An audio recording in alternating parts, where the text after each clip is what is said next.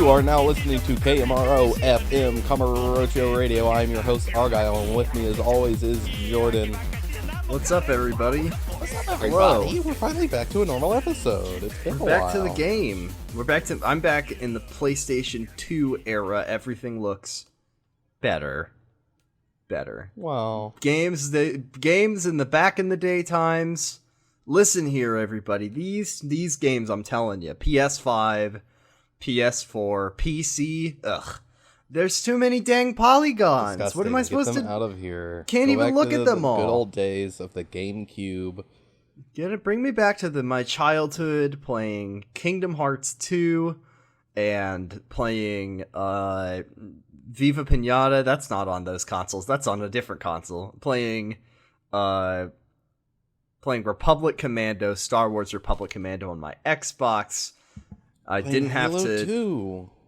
Playing Halo 2 on my Xbox, and Kiryu is there, and he says, "Oh, can I have a turn? I want to play too." And I say, "Yes, Kiryu." And he course. says, "Hey, is it okay if Haruka plays this? It's only killing aliens, and there's no real the blood is different colors, yeah, so it's blue. okay." It's not red. I'm like, it's yeah, fine. exactly. That's what I told my parents, and you can tell Haruka that you're saving the world, so you're not like it's not like Grand Theft Auto. You're not killing people. You're killing aliens. Morally okay, no problems there. And Kiryu's like, "Okay, thank you."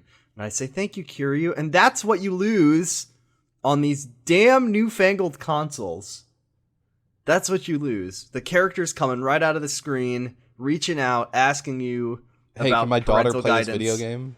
Yeah, that's what you lose from the newfangled video games. So we're talking about an old one, and you're talking about a newfangled game, which is disgusting. You're talking about a game that came out in the last 10 years, while Yeah. I'm talking about a game that came out in the last 20. Wait? Yeah. This game didn't come out before 2001? What am I talking about? I can't do math. Damn, Yakuza on the PlayStation 1. That would be... Oh, shit. I hope someone should, you know how some very huge geniuses, made Bloodborne PS2? God, yeah, I forgot about that. That's such a... I just saw a new clip. So they've finished making Father Gascoigne. Check it out; it's really cool. But someone should take Yakuza and put it on the fucking PlayStation 1. See if they can make that game original Yakuza 1, or fuck it, make it Yakuza. Oh, Yakuza you know what? 7. Actually, I was thinking Yakuza 0. Make it look like it's a PS2 game. Honestly, I think Yakuza 7, like in the old Final Fantasy style, where everybody was chibi in the overworld. Yes. Like Final Fantasy Now this is 7. a good idea. We have the good ideas here. That's why people come. They come for our good Yakuza ideas. And you know what the best Yakuza idea is? Finishing Yakuza 2. It's been a long journey. We've been at this one for quite a while, and I think it's time to put Yakuza 2 to rest and never speak about it again. What do you say?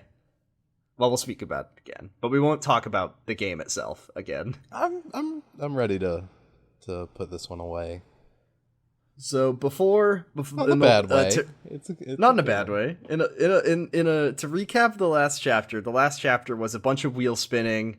I think Takashima showed up at one point and said, "My plan." It was mostly about almost." Sayama figuring out who her brother is. Yeah, Sayama found out that And Ryuji then was her brother. nobody And telling anybody that they know that Sayama's brother is Ryuji, and just talking past each other.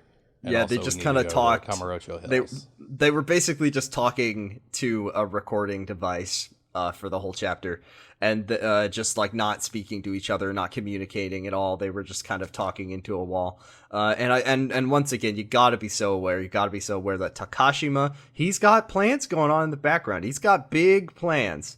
This is very important to know. He's got big plans. Just you wait. You wait. You'll see. He's doing things. He's moving cards. He's moving and shaking. Wheels are spinning in the background. Once every 4 chapters. And the chapter ended, of course, with Kiryu slamming down on the table because he found out that he's not going to be in Smash, and then leaving the room.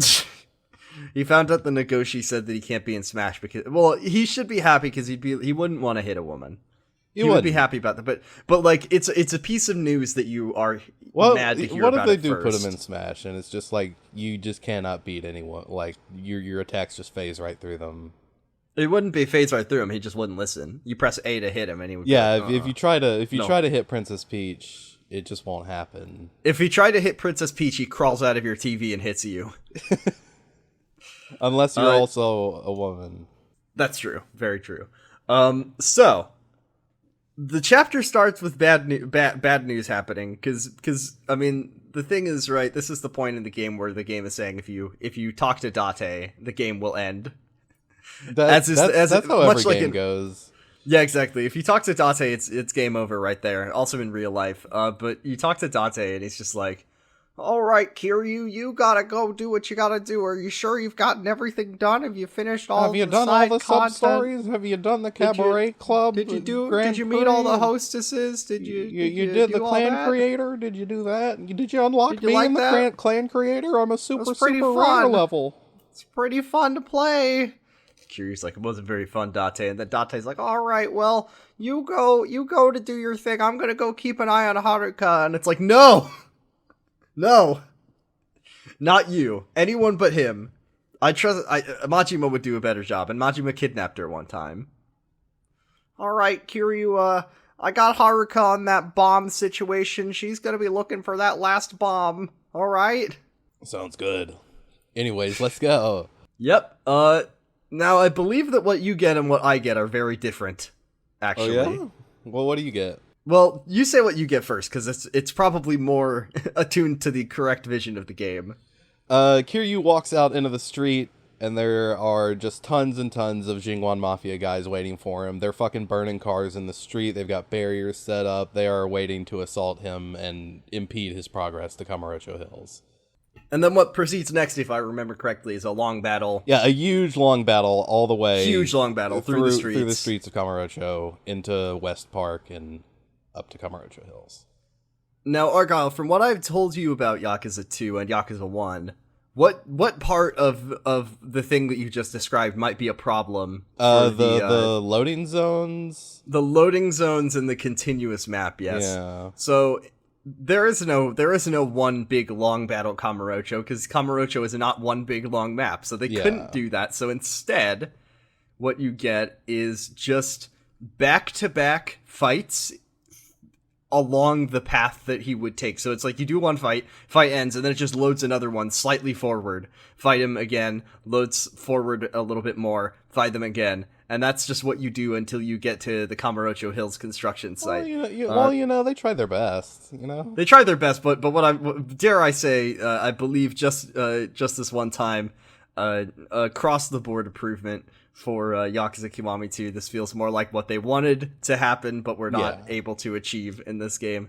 Maybe they should have done this. You fight a massive amount of guys. Like, you fight like dozens and dozens of dudes. Like, it's yeah. Maybe they should have made that happen in this game instead of making that one area that you only go to one time that's fully modeled and filled with things. Maybe. So Kiryu fights his way through. Yeah, there's a lot of barriers. See, this is funny because we talked very briefly about the like bouncer minigame. Yeah, these barriers are really common in the bouncer minigame. Yeah, it feels kind of like they were just like building off of this for the bouncer minigame, or maybe the other way around. I think these were present in 6 as well, so like this is just something that they've done in the Dragon Engine. Like these are also in Judgment and even in 7, I believe. So I like whenever Kiryu has a fight that's so big that it takes place across the city.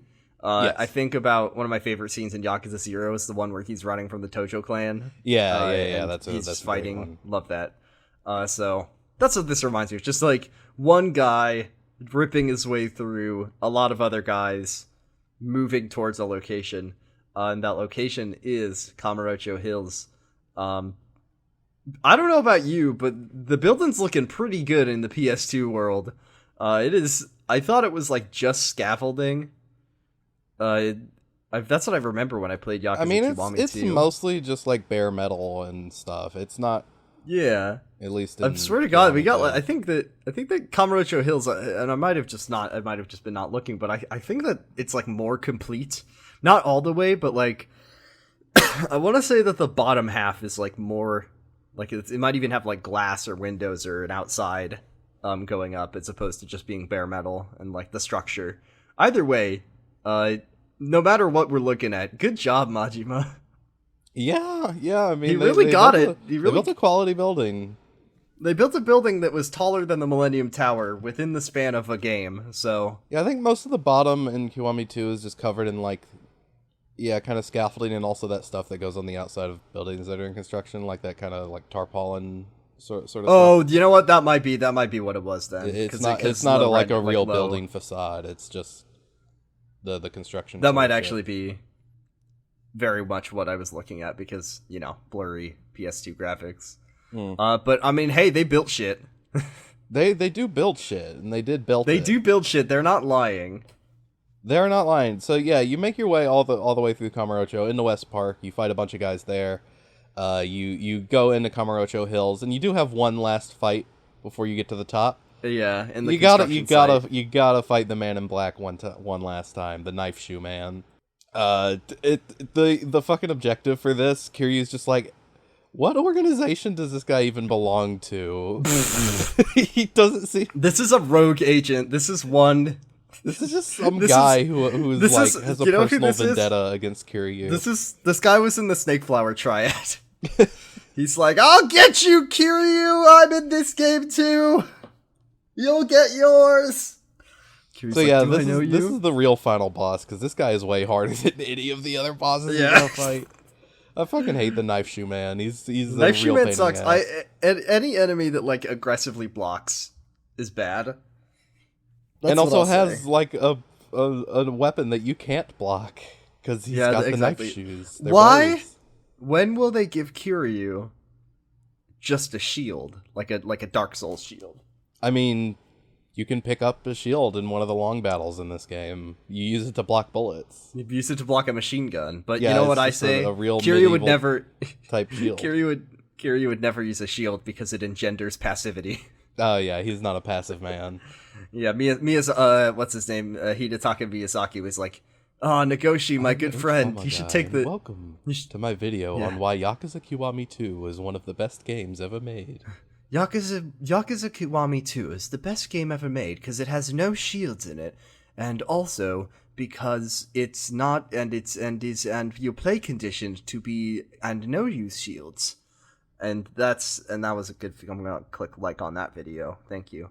Thank you, Harris. Thank you, Harris.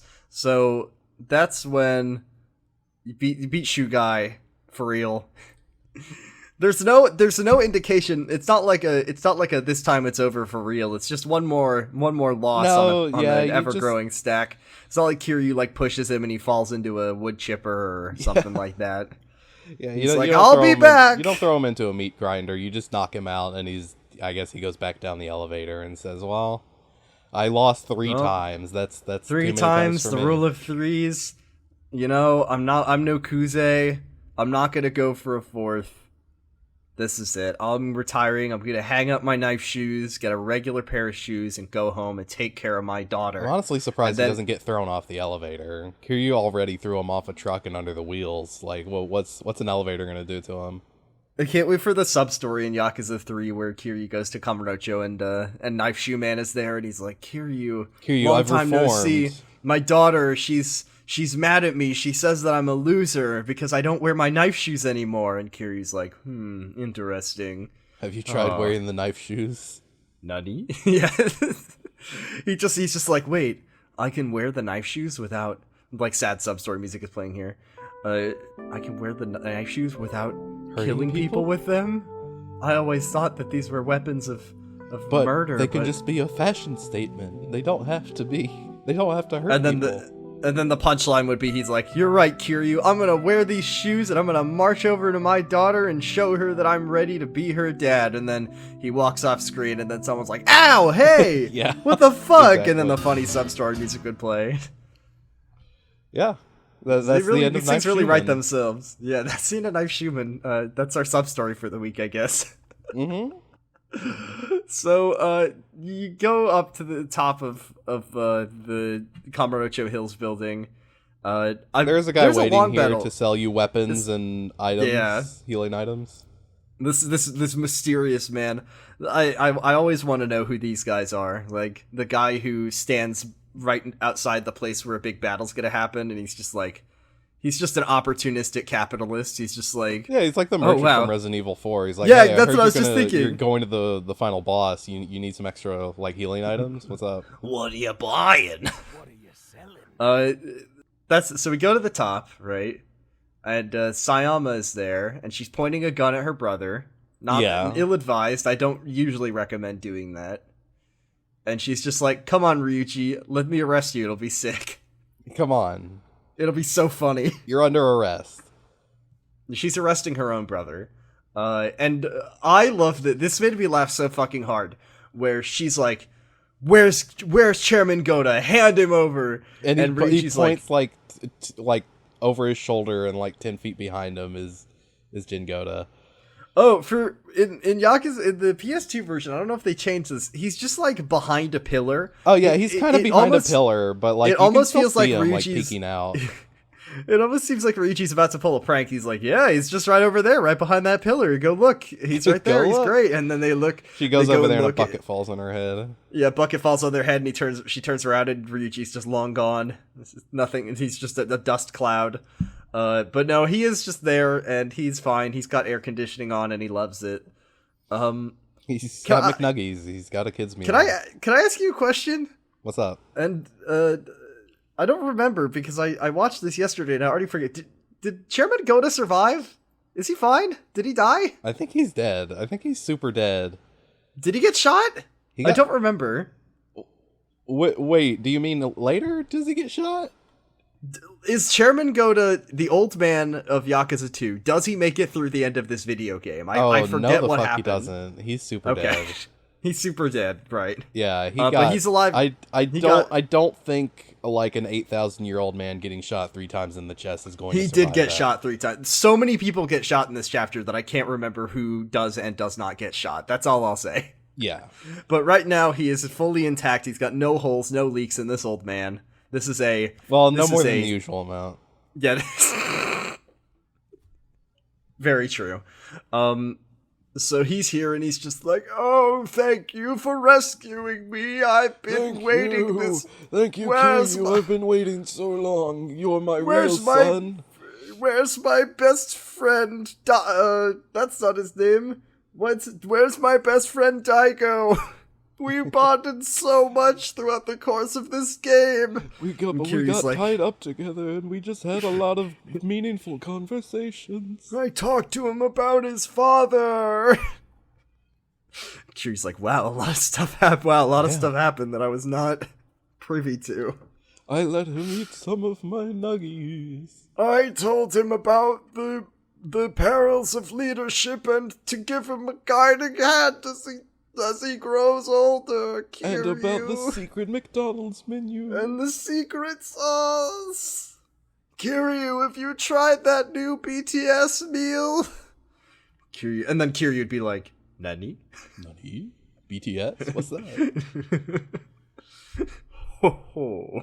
Oh ho. Da-da-da-da-da-da.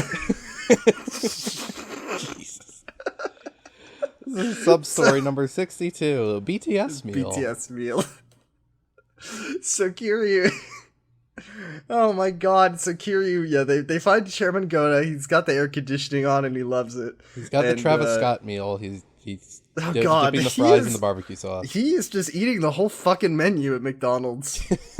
He's got to try Take me there for breakfast, Kiryu! Every time they've got a new menu item, he has to go out. He gets Takashima to bring him to McDonald's. Do you think that, like, I mean, if Chairman Goda is a real McDonald's enthusiast, do you think that he, is he the kind of person who doesn't like the Travis Scott meal or the BTS meal because it's just food that they already have that they package slightly differently?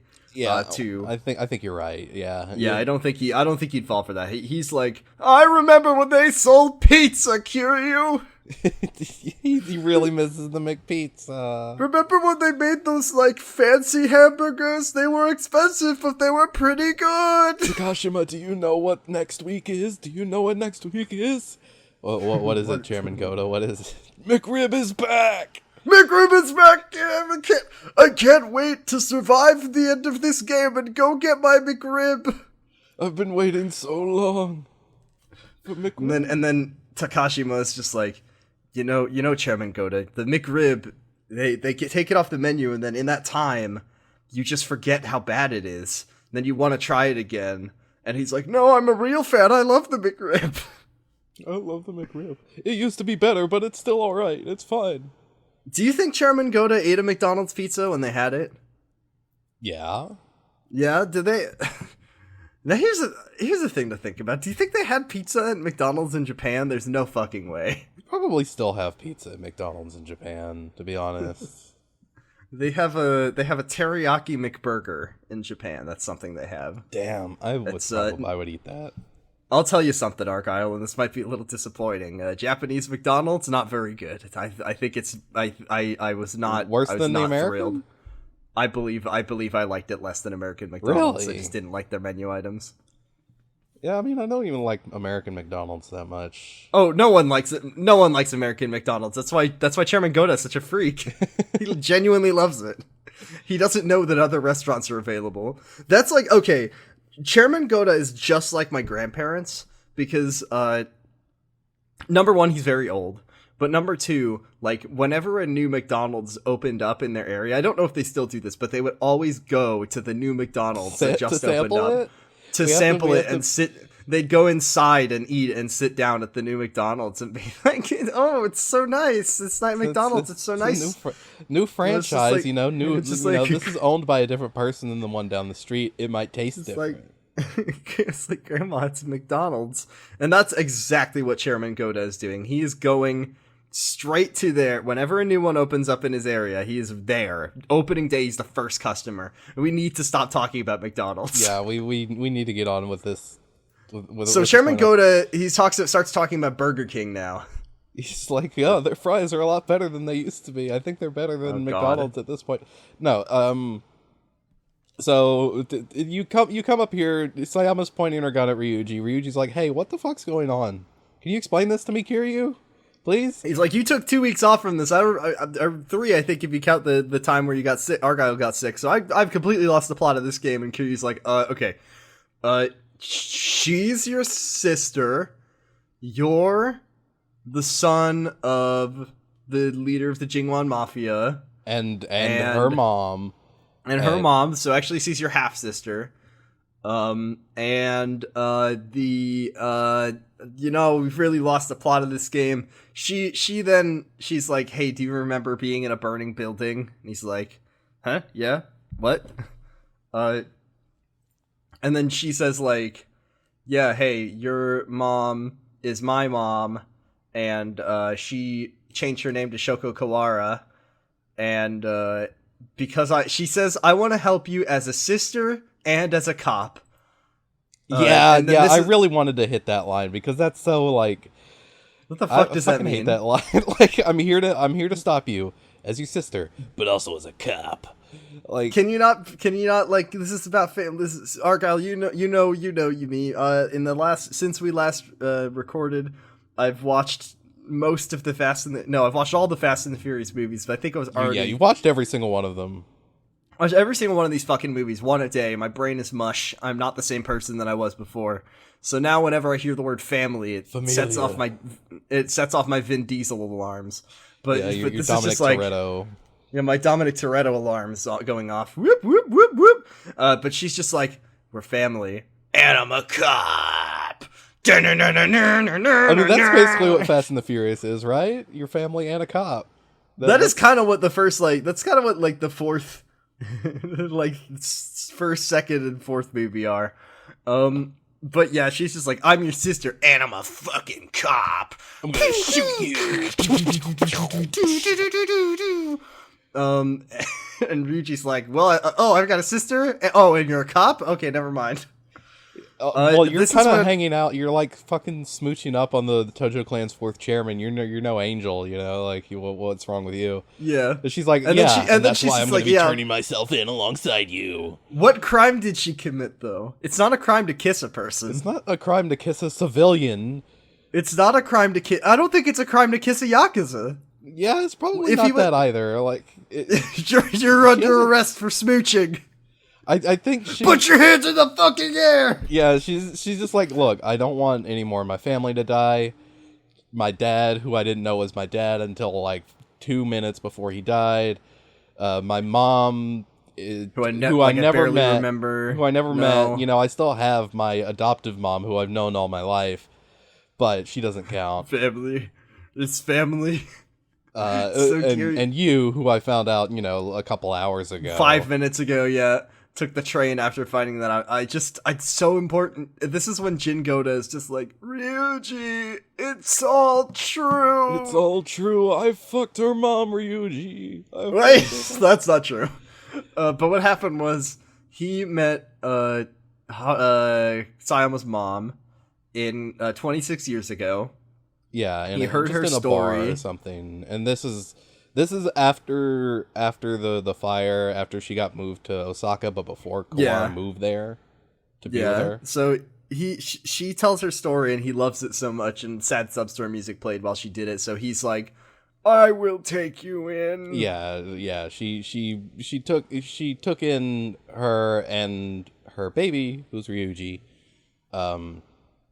And then later on, Kawara moved into Osaka and was like, "Hey, where's Shoko, or where's Suyeon Jung at?" So she... Oh, you can take her, it's fine. Yeah, she left. But I want the baby. Yeah, and he was like, "Hey, I love this kid." That's not what actually happened, but I really wish it was. Well, I mean, it kind of is, because he's like, no, what happened? What happens is that... Well, yeah, you go ahead. He says, I loved you like my own son. You were like a real child to me. So I asked her, I requested, like, if I could take care of you. Yeah. And she did say yes. I don't... She's like, well, you know, kids are expensive.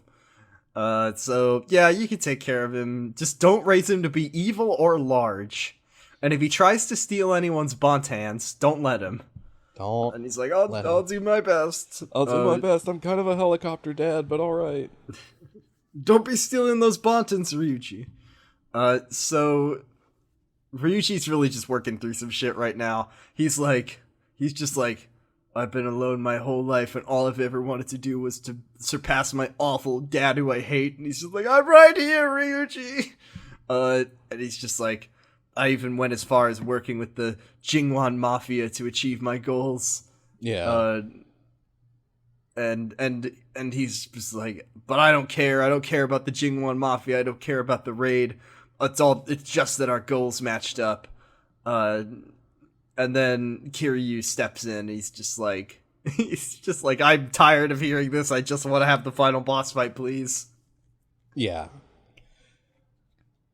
It's like, I want to cause this war. I want to take over the Tojo clan and the Omi Alliance. And Kiryu, hey, you're right here, convenient. You're the only thing that I have to kill to you know, you're my last obstacle. So let's go. I have to say one more time, Ryuji Kiryu's not even affiliated with the Tojo clan. He has nothing. He's not a part of them. Oh, if you kill Kiryu, he's gonna beat you up. But like, he's the dragon. You gotta beat the dragon. Yeah, if Kiryu is the final boss fight for each individual villain story. So then Sayama's like, please don't kill each other in front of me. And then they're like, we're gonna kill each other in front of you, and we're gonna make sure that it's a fucking cage match.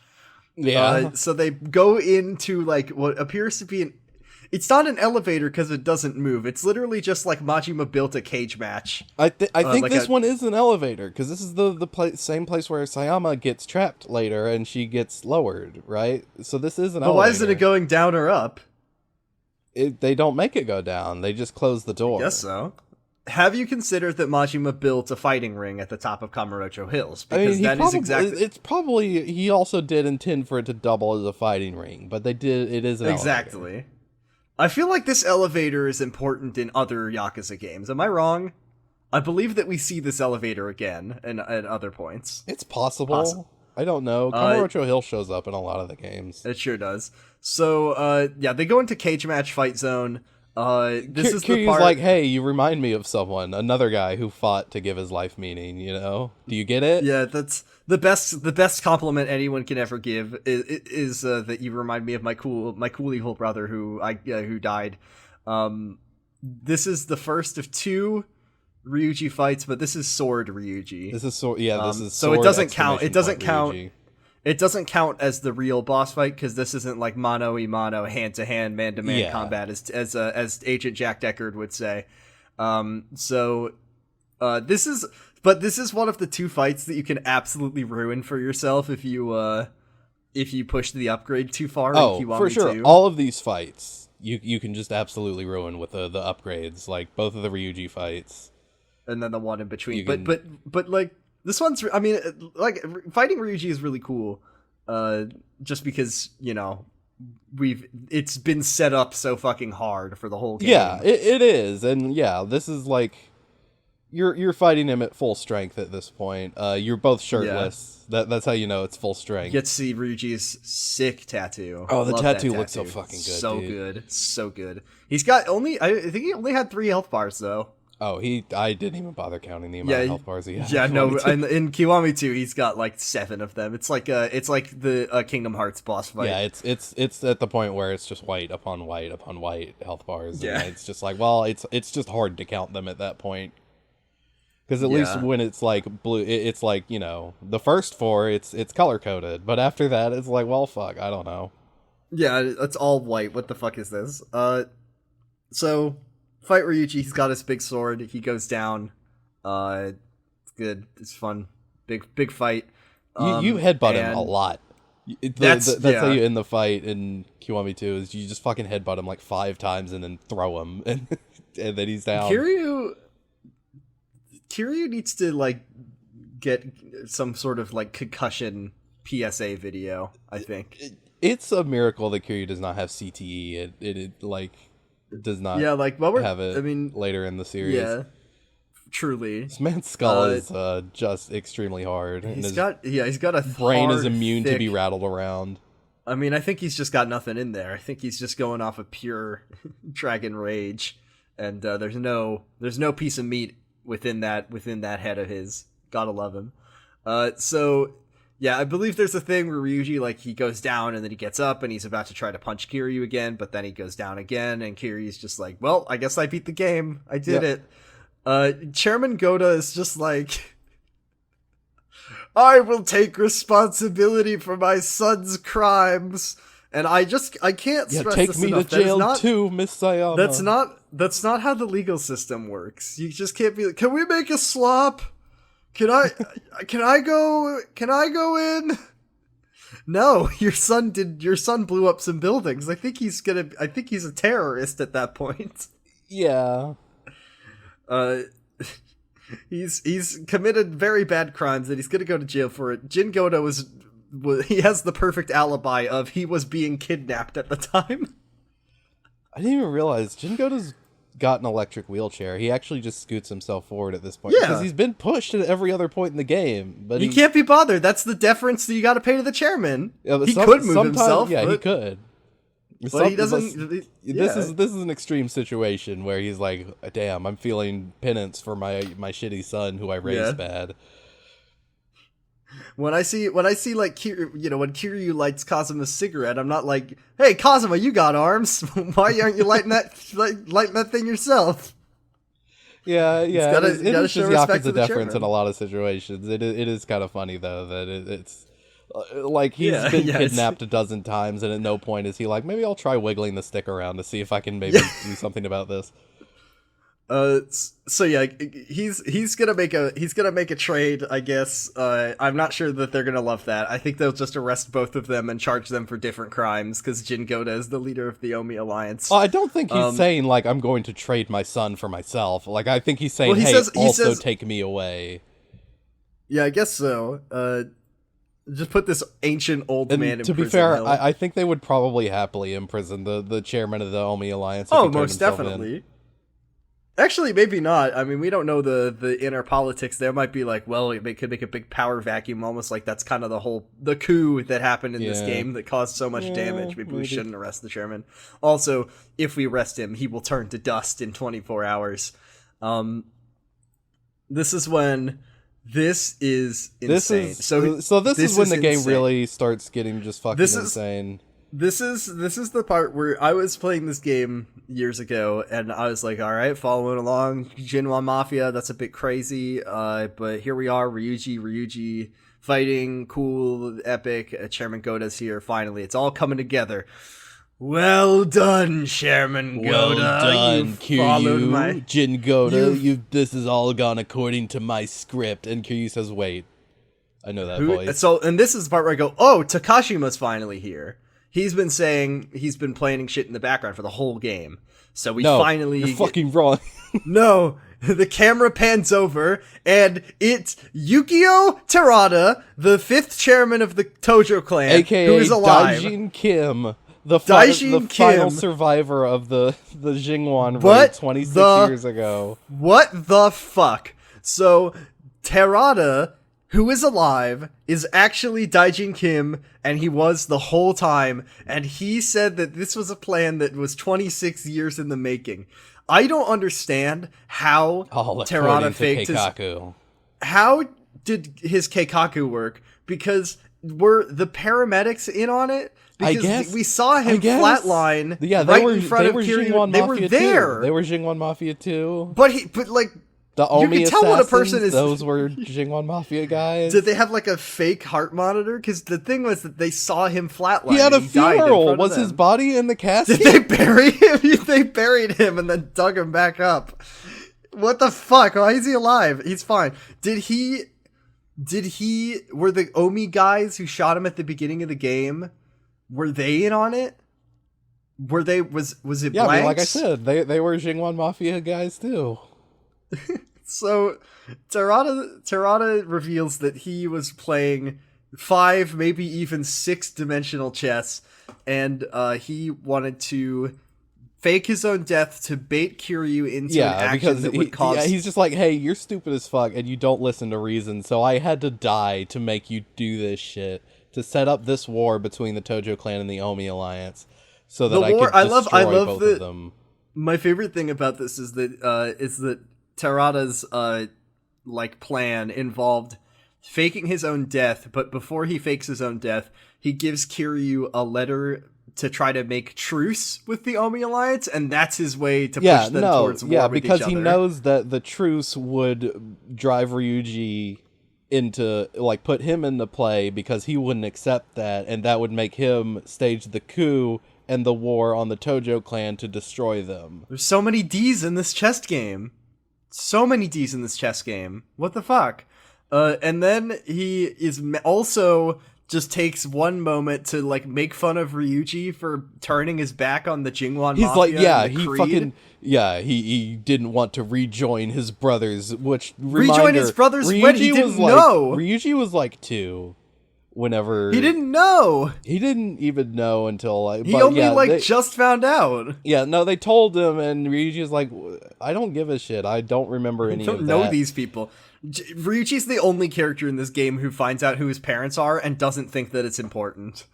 Yeah, no, because Sayama's like, why would I care? Sayama's like, wait, my mom was married to the boss of the Jingwan Mafia. That makes me a monster. And Ryuji's like, oh, these parents that I never met, they were part of it. No, what the fuck? No, that doesn't mean anything. I don't care about your creed. I was literally a baby. Raised by a different guy. Then a million more Jingwan Mafia guys show up. It's such a big stake. Watching Terada just now be yes, him as a child, he turned his back on our brotherhood, on our creed, and for that he had to die. Incredibly important to remind our listeners, Argyle. Terada's plan doesn't just start with the truce and the faking his own death. Terada's plan also, I guess, involved Terada in the last game was Kazuma's ally. He saved Haruka when she got kidnapped. Remember that? He also had no reason to believe that he would become the 5th chairman, because that was Kazuma left it in Kiryu's will, and I mean, I guess his fifth or 6th or 7th dimensional chess brain saw that Kiryu didn't want to be the chairman. I need to introduce myself to Kiryu at the last moment and make myself out to be a trustworthy guy because Kazuma likes me, and then he'll make me 5th chairman of the Tojo clan, and then a year later I need to die to make This all starts with me rescuing a child from a batting cage. Yes. That's step 1. 25 years from now, I'm going to rescue a small child from a batting cage. This is so important. So he's like, I've lived as Yukio Terada for 26 years, and after I succeed, I'm going to detonate the final bomb. Daisan no Bakudan, Baitsa Dusto. And he pushes a button, and the biggest bomb... Well, he doesn't push the button bomb. yet. He's just everybody's like, wait, the another bomb? appears. I thought we defused all the bombs. He's like, no, wait, Right. this is for Kurohashi, dumbass. You killed him. Right. Your dad killed him.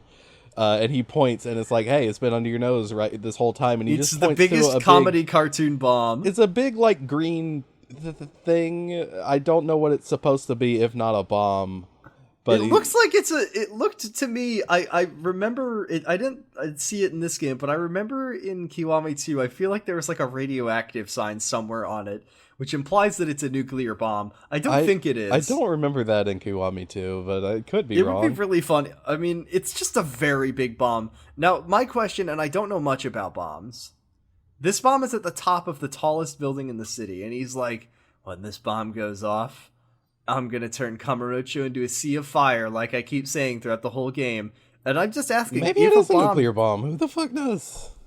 Yeah, like if it was a nuke, that would be something. But like, it's just a big bomb? Is it just gonna be like if a big bomb detonated in the air, what would that do? I don't. Maybe it's full of money.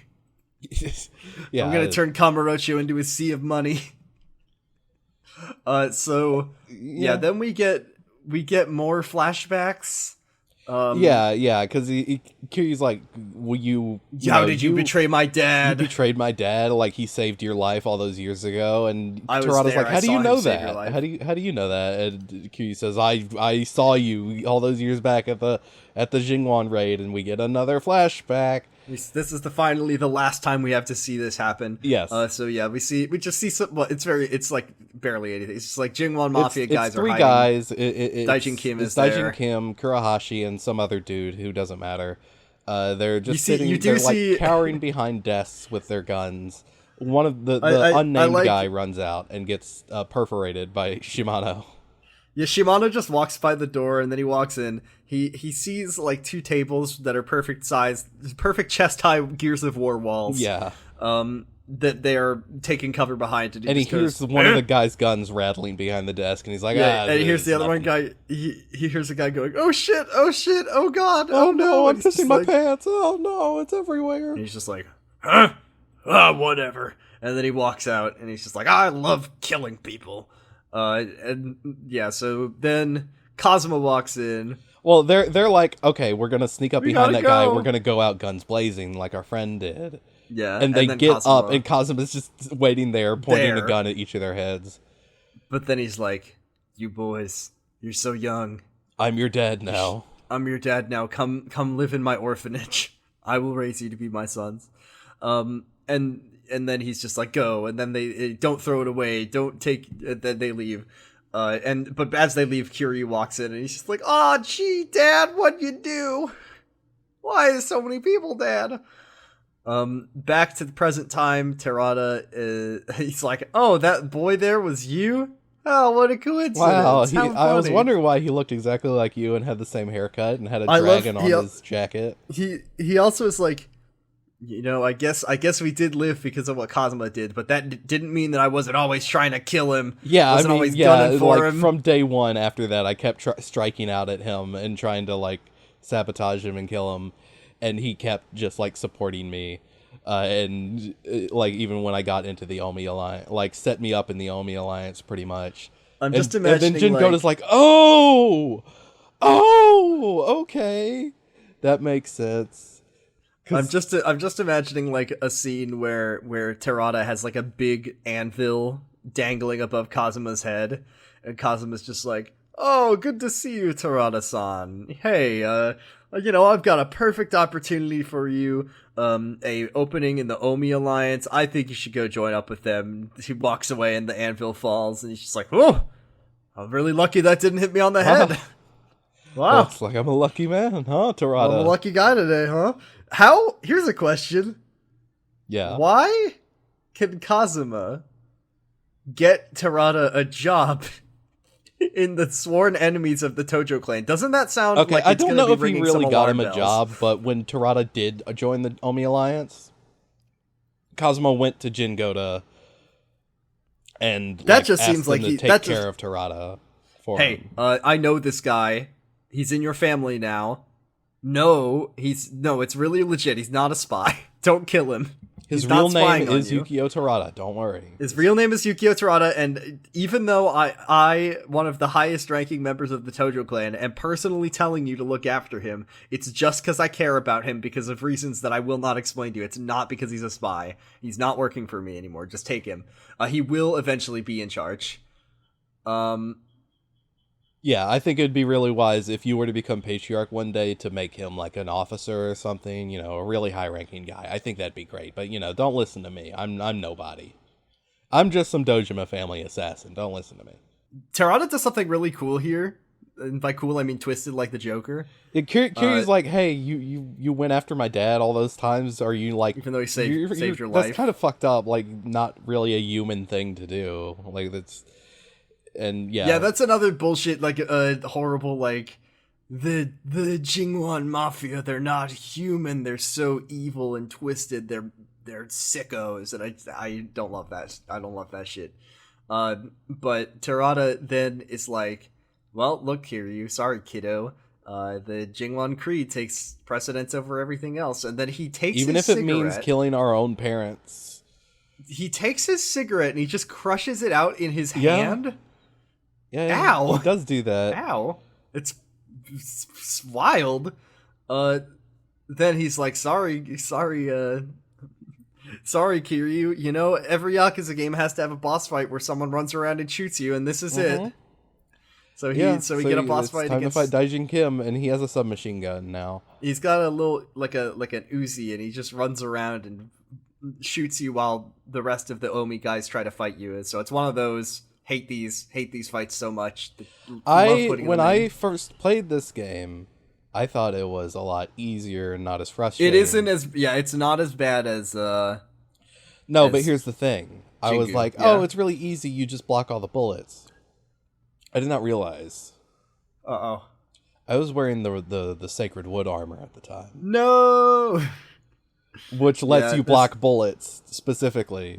There's gotta not only lets you block bullets, but it automatically blocks bullets. So like while you are put into like block stun or like block lag or whatever while you're getting shot, you don't take any damage from it.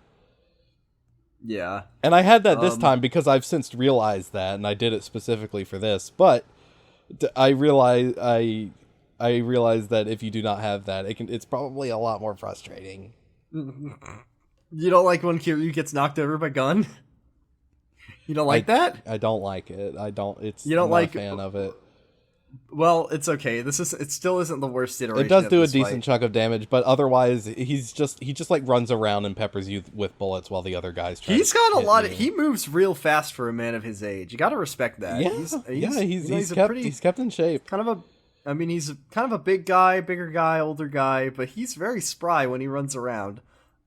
So you do beat up this old man. Like at the midpoint, he'll like spray his gun in the air, and then that'll knock some fucking girders down. And if you fail the QTE, you'll just get blasted full in the chest with a fucking steel beam. Yeah, it's fucking Shiza Zeppeli. Mm-hmm. Just getting crushed by a cross-shaped rock. So you beat Daijin Kim. And guess what? Gotta update that counter. We have a running tally going. I don't remember where it is. I forgot to update it last game. I believe Kiryu got shot once for sure and then grazed again. I don't know if we want to count that one. So let's do we want to count? Do we want to count the graze on the arm? No, let's just count that one. Okay, so that's 3 bullets. So he has now been shot another 4 and 5 times. Yes, I believe it's 5 times now? Yeah, we're up to 5. Yeah, Kiryu gets shot quite a lot. And finally, in the final, 15 minutes of the game, Yakuza 2, Takashima is here, and he's like, you fools, you beat up Terada, and you're like, hey, this is, your script ends here. Like, I've beat the hell out of you. it's all over, man. Yeah, and then from off screen, of course, off screen. It's got to be off screen. Off Kiryu screen. gets shot, and then the camera pans over, Right and in we the see gut. it's Takashima. Like in the kidney. Like yeah, oof. it's not a good bullet place to get shot in. And Takashima's just like, you fools! I wrote the script here. I knew everything the whole time, and there's so many things going on in this story that I call bullshit. This is to borrow a Shrieking Shack term. This is a Hagrid's Hut clusterfuck. This is a Hagrid's Hut clusterfuck.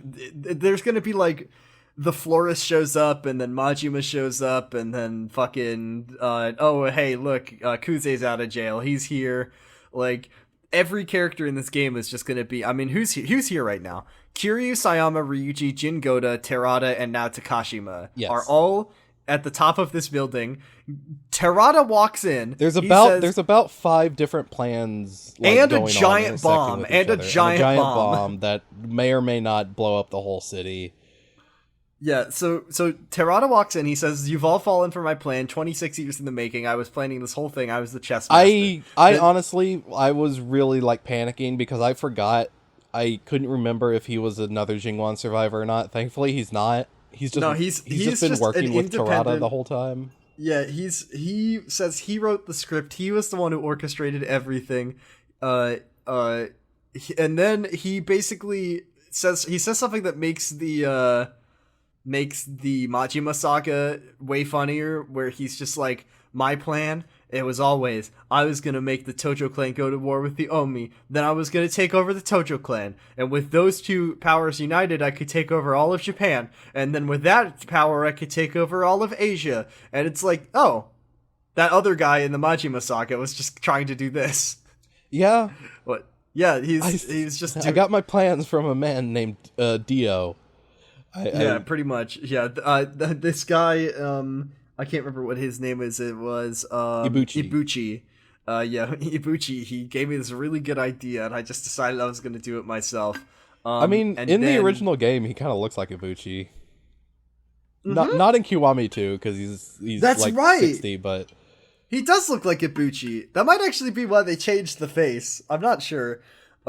So he's like, well, Terada, you've really helped me out, but you're no longer necessary to my plan. And he shoots him. He's got his arm around Terada's shoulder, right? And they're like standing side by side, and then just pulls his gun up and shoots him like right in the fucking heart, like cold blooded. Yeah. Oh, right, it's like right in the heart. Yeah. And it's in a cutscene, so it's real, so you know he's actually dead. So and then yes, that's when he shoots Goda a million times. Yeah, he's just like, Goda's like, you would betray the Omi Alliance, and this is when he lays out his plan. Like, no, I'm not betraying the Omi Alliance. I'm taking it over and making it even better. I'm gonna make it so cool. Now, remember what Chairman Goda said at the beginning of the game, that the Omi Alliance is so big that it can't possibly be controlled by one person. It's fine. Oh, okay. Oh, okay. I see.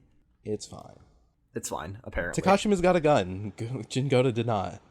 All he's got to do is shoot everyone that he doesn't like. It's fine. So, yeah, he shoots Jin Goda just fucking 3 times. Just blam, blam, blam. And he's like, yeah, you, Terada, all of you were all fools to trust me. You're all just, like, really naive. I can't believe you fell for this. It's really funny, honestly. He's like, I gave you all the clues. I showed up like once every 4 chapters to say I had shit going on in the background. I showed up every 4 chapters off screen where you couldn't see me to be like, I'm doing evil things. And you just didn't even realize. And Terada says, no, I didn't trust you. I never did. And he says, your plan ends here. And he hits the switch on the bomb. He puts on the bomb.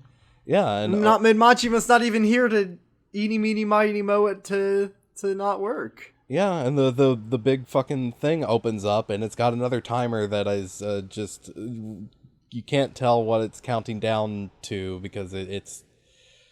But I think it's supposed to be 10 minutes, maybe. I want to say it was... Yeah, it's 10 minutes on the... 10 minutes on the It starts at a 10, but like I said, the seconds don't count down consistently, so it's hard to determine. But... He says to Kiryu, hey, trust me, dude. Just trust me. And he gives Kiryu a thing. He doesn't give Kiryu a thing. A thing falls out of his jacket. Right. He dies. Yeah, something falls out of his jacket onto the floor. 10 minutes on the clock. I do love this. Takashima is like so mad that he just starts shooting Terada's body. He shoots Terada like 5 times again. Like he, at this point, he has shot Terada another 2 times.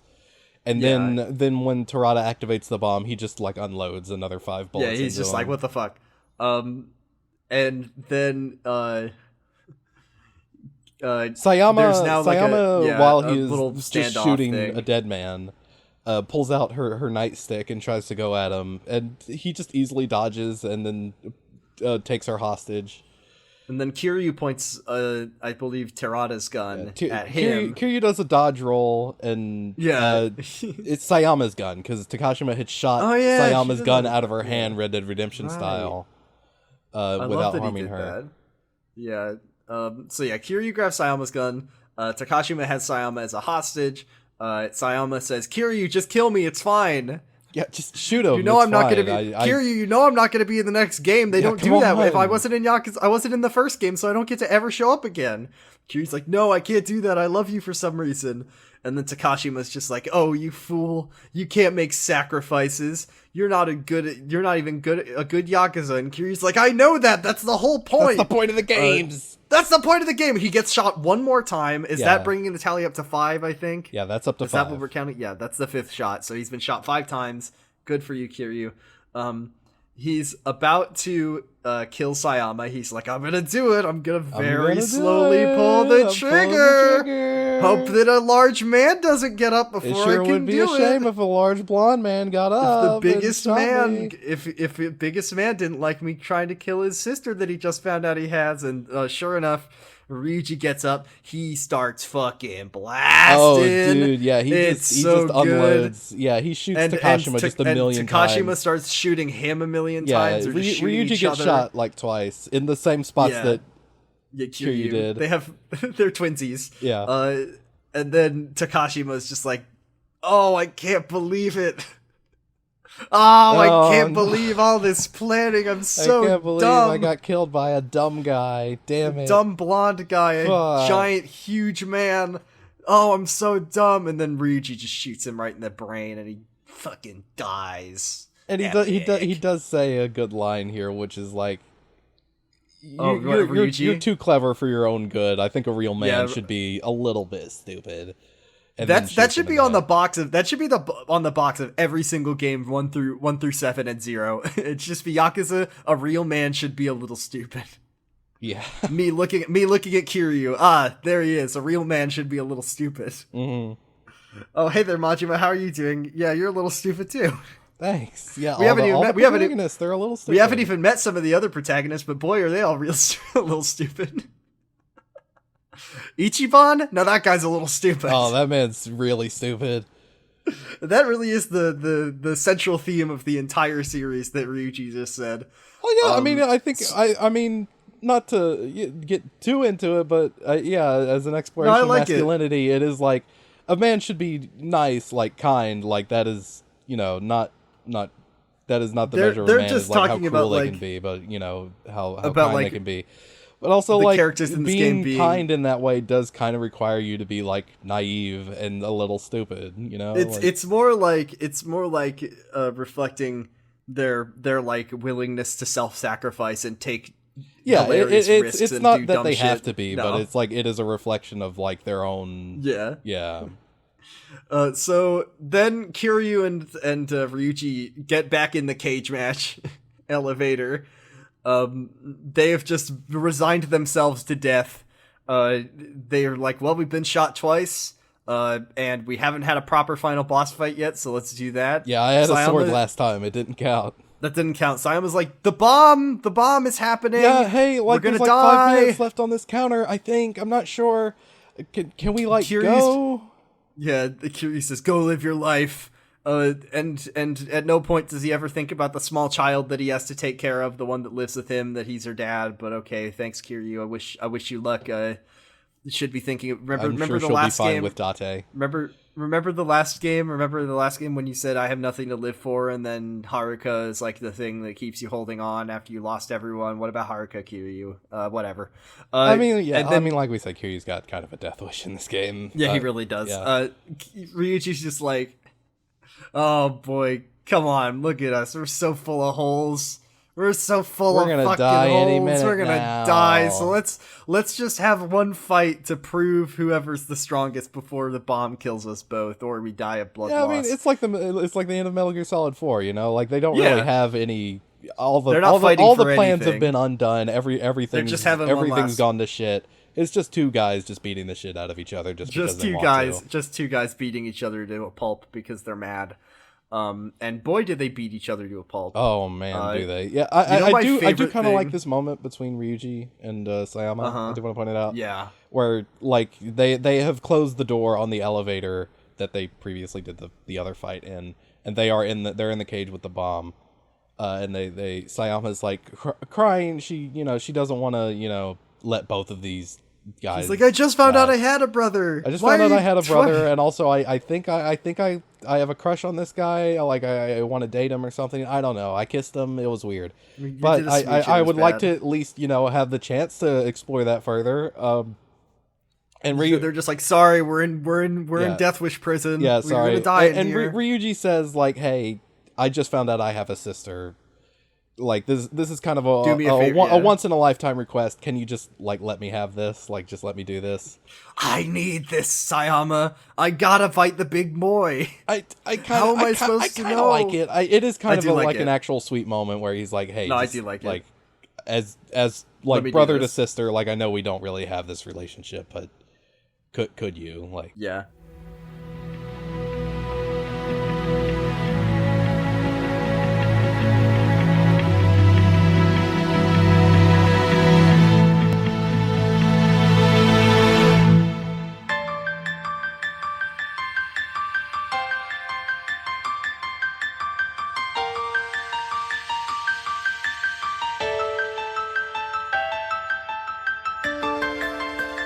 So then we get the final boss fight against Ryuji. This is the one that you can, once again, if you level up too much, this fight is nothing. Yeah, but there's just big. But if you don't, Ryuji, and I haven't, it is actually. It's good, very good. Ryuji's just doing huge hits at you. Yeah, like I want to like the dynamic boss intro for this iconic. They run at each other. They do fucking headbutts. The intro is when they're like rebounding off of like both headbutting each other right in the skull. Yeah. Just iconic shot. The other thing I love is the ending of this fight. There's great QTEs. We'll get to the end. There's a couple of great QTEs. There's one where they're just rolling around on the ground, just fucking slamming their fists into each other's face. Again, it's a really so much brutal brain fight. damage being dealt out at the end of this game. This is why Kiryu used to have an acute knowledge of popular culture trends and facts, but after all these fights, he's just like, music, culture, video games, phones, I don't remember any of that. Taking so many blows to the head, I forgot who Miracle Johnson was. Yeah, my good friend Miracle Johnson, I forgot. My good friend, he got punched. Miracle Johnson and director Steven Spinning got punched out of Kiryu's own brain. All these moments and more gone. That's like why That's why Kiryu never talks about like Tachibana ever again. It's because he got punched so hard in the head that he forgot about Tachibana. Yeah, he remembers that he did real estate at one point, but that's about it. That's it. Like his memories of Yakuza 0 have just been beaten out of him, and it's all that's left is like, oh yeah, I guess I did work in real estate one time. So sad. That's really depressing to think about. And that's why I don't. None of this is real. Real. They're just punching each other as hard as they can in the head, and it's fine. But yeah. Talk about how the fight ends. There's the moments happen like this throughout the series, but this one's my favorite. Kiryu and Ryuji wind up a big punch at each other. Yeah, they sprinted each other from across the arena. They both punches connect at the same time, right in the face. So Kiryu's punching Ryuji in the face, Ryuji's punching Kiryu in the face. They're just holding it there, right? And then Ryuji just falls over. Kiryu wins.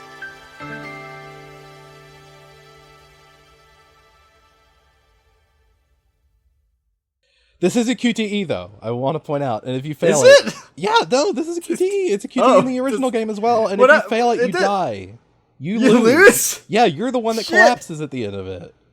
That's amazing. Yeah, and did you do the boss fight? You didn't? I'm just forgetting every fucking thing. I've heard that all I it's a can lot think about- harder in the original game, the QTE. Just the All I timing can on think it. about, all I can think about is Fast and the Furious anymore. It's like Ryuji punched my brain, but all I can think about is a dumb movie about cars. Argyle. Last night, I was gonna watch Fast and the Furious 9, but I didn't realize you it was haven't on watched streaming. it yet?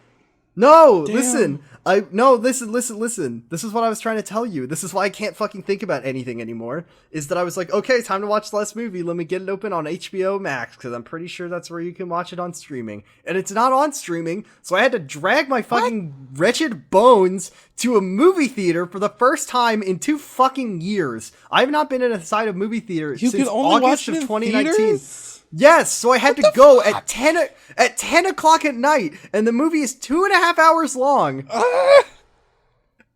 I didn't get home until like almost 1 o'clock. Was it good? I was so was tired. it a good movie? It was, do you like magnets? I love magnets.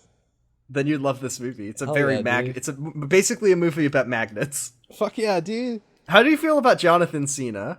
He's family fun for all the boys and girls. Everybody loves him. If you like magnets and if you like John Cena, this is the movie for you. Is it about John Cena having magnet powers? Kinda. Okay. John Cena is in the vicinity of magnets. Okay. He's standing It's a around good them movie. and saying, "Look at that. That's a big magnet." Damn, that's a big magnet. Yeah, pretty much. That's not even that far off. So yeah, Ryuji has been defeated. It's like Bayonetta QuickTime events, right? Those QuickTime events are so unforgiving, and the cost for error is so astronomically high. So you defeat Ryuji Goda, he falls over, but for what? Because now you're trapped at the top of a building, you're both gut shot, the bomb's about to go off. I believe that they do open the cage match cage, and Sayama runs over to her brother. They don't open it. Sayama just she went down the elevator and then ran back up the stairs in the, How did she in the get time of the in? boss fight. Cage match. This is when Ryuji has brother moment, but he's an only child, so he doesn't know normal things that you say to your sibling. Yeah, he's So kind just of weird about it. Yeah, he's weird about it, but also he's dying, and also he's been an only child for his entire an adopted only child, but he's just like, you smell nice. You smell nice. You smell like mom. Could you smile, please? Could you I think that's give what me you a say smile, to, sweaty? That's what you say Why to don't you your sister, right? Why don't you smile more, haha? Wow, my little sister, she's so cute. I love it. And then he's like, well, Kawaii. guess I'll die now. And then he dies. Yeah. Rest in peace. What a real one. Best villain in the series. Yeah. I love I'm gonna Ryuji. miss him. I miss him We'll already. have to fucking talk about Yakuza Dead Soul so we can at least hear his voice some more. Yeah. If the I Yakuza ever- Online. Yeah, Story. he's like, Sayama, I want you to give me a Final Fantasy VII Barrett-style machine gun on my arm if I ever get out of this alive. She's like, okay, brother, whatever you want me to do. So Ryuji has died. This is when the game gets real silly. Date's like, Date. A helicopter appears. It's the helicopter. It's the one helicopter, and Date's like, Kiryu, I thought it would be best if I took Haruka right. Is that a giant bomb? I just decided I think it'd be good if I took your daughter right next to it. Don't Haruka, take a worry, look at- Kiryu. We're gonna land and we're gonna get Haruka here to look at the bomb. while She'll we defuse disarm the it. bomb. She said she could take care of it. She's really precocious. She knows how to defuse bombs. Is Suda Wudo piloting the helicopter? I couldn't tell. Almost certainly. It looked like- I don't think it could be anybody else. Sudo's. We let Haruka drive. This sucks though. This is the thing, is that this is like Kiryu character assassination to me. I don't like this because Kiryu is like he's in a bad shape and the bomb's about to go off, but here's a helicopter full of people that he cares about saying, "All right, Kiryu, come on, get in, let's go." And Kiryu's like, No, I'm just gonna die. Well, I I don't think they can land the helicopter there, and Kiryu's like, hey, I'm in no shape. He is collapsed at this point too. He's not. I can't He move. can't run or anything. So he's Yeah. just telling Sayama to get out of here. Make Haruka watch me explode. She'll love it. It'll be so cool. She'll understand. Sayama's like, I'll pick you up. I can carry you. And then he's just like, no, don't bother. Run, leave me. It's fine. I know you're like really strong because you like beat up Yakuza all the time, but it's fine. And she's just like, no, I'm gonna get blown up too. Yeah, I'm and just gonna stay here. Like, I'm not leaving. He's like, cool, let's do bad video game kisses now. And then they go, it's at this point that that depending on which version you are listening to or you are playing, either like the cool like jazzy music comes back or the like insane auto-tune music comes back, I believe. Is that correct? Yes, it is the insane auto-tune music, which it's the insane auto-tune music. Unfortunately am not as I don't hate as much as most people. It's just compared to what you lost in the original, I think, is what That's really fair. happens. And then we see the bomb ticking down 5, 4, 3. They really 1. go at it too. Like they are. I know and once again, like, Haruka's like everybody's watching. There's like 5 dead people up here. Like you give. Yeah, I was thinking that too. Yeah, there's like 4 dead bodies there because there's Goda's dead body. There's Ryuji, her brother's Jin Goda, dead Takashima, body. Tarada. That's 4 people. Yeah, there's 4 dead people, and they're just like going at it. Yeah, they're covered in blood. Like they both have Kiryu's blood all over bleeding. their hands, and Kiryu's got it all over his body. This is gotta be the worst kiss I've ever. And once again, no video game ever, even modern video games, can't make 2 people kiss and have it look bad. Not lit. No, have it look. Bad. Yeah, that's what I meant to say. No, yeah, every video game should just have a big like shine of light there, like in Sonic 06. Yeah, or like Ryuichi's dead body is blocking the camera, so you can't see it. But they're just like really going at it hard because it's especially bad because we do get like close up on their lips, like close up on their lips, like interlocking, and you can really when they zoom in that close, you can just tell how like wrong it looks. Video game characters cannot kiss; it just never looks good. I'm telling you. Look, everybody in the Dragon Engine, they've got big luscious lips. They're great to look at. That's why I don't like to see them mash them against each other though. They're Geralt of Rivia can't kiss. Like no one can kiss. It always looks bad. That's like Gary, just like Geralt. Kiryu takes off his clothes and he's wearing his big goofy boxer shorts. No, but we see the bomb tick down 5, 4, 3, 2, 1. They're just hugging at this point, and they're like, hugging, and then, are you scared?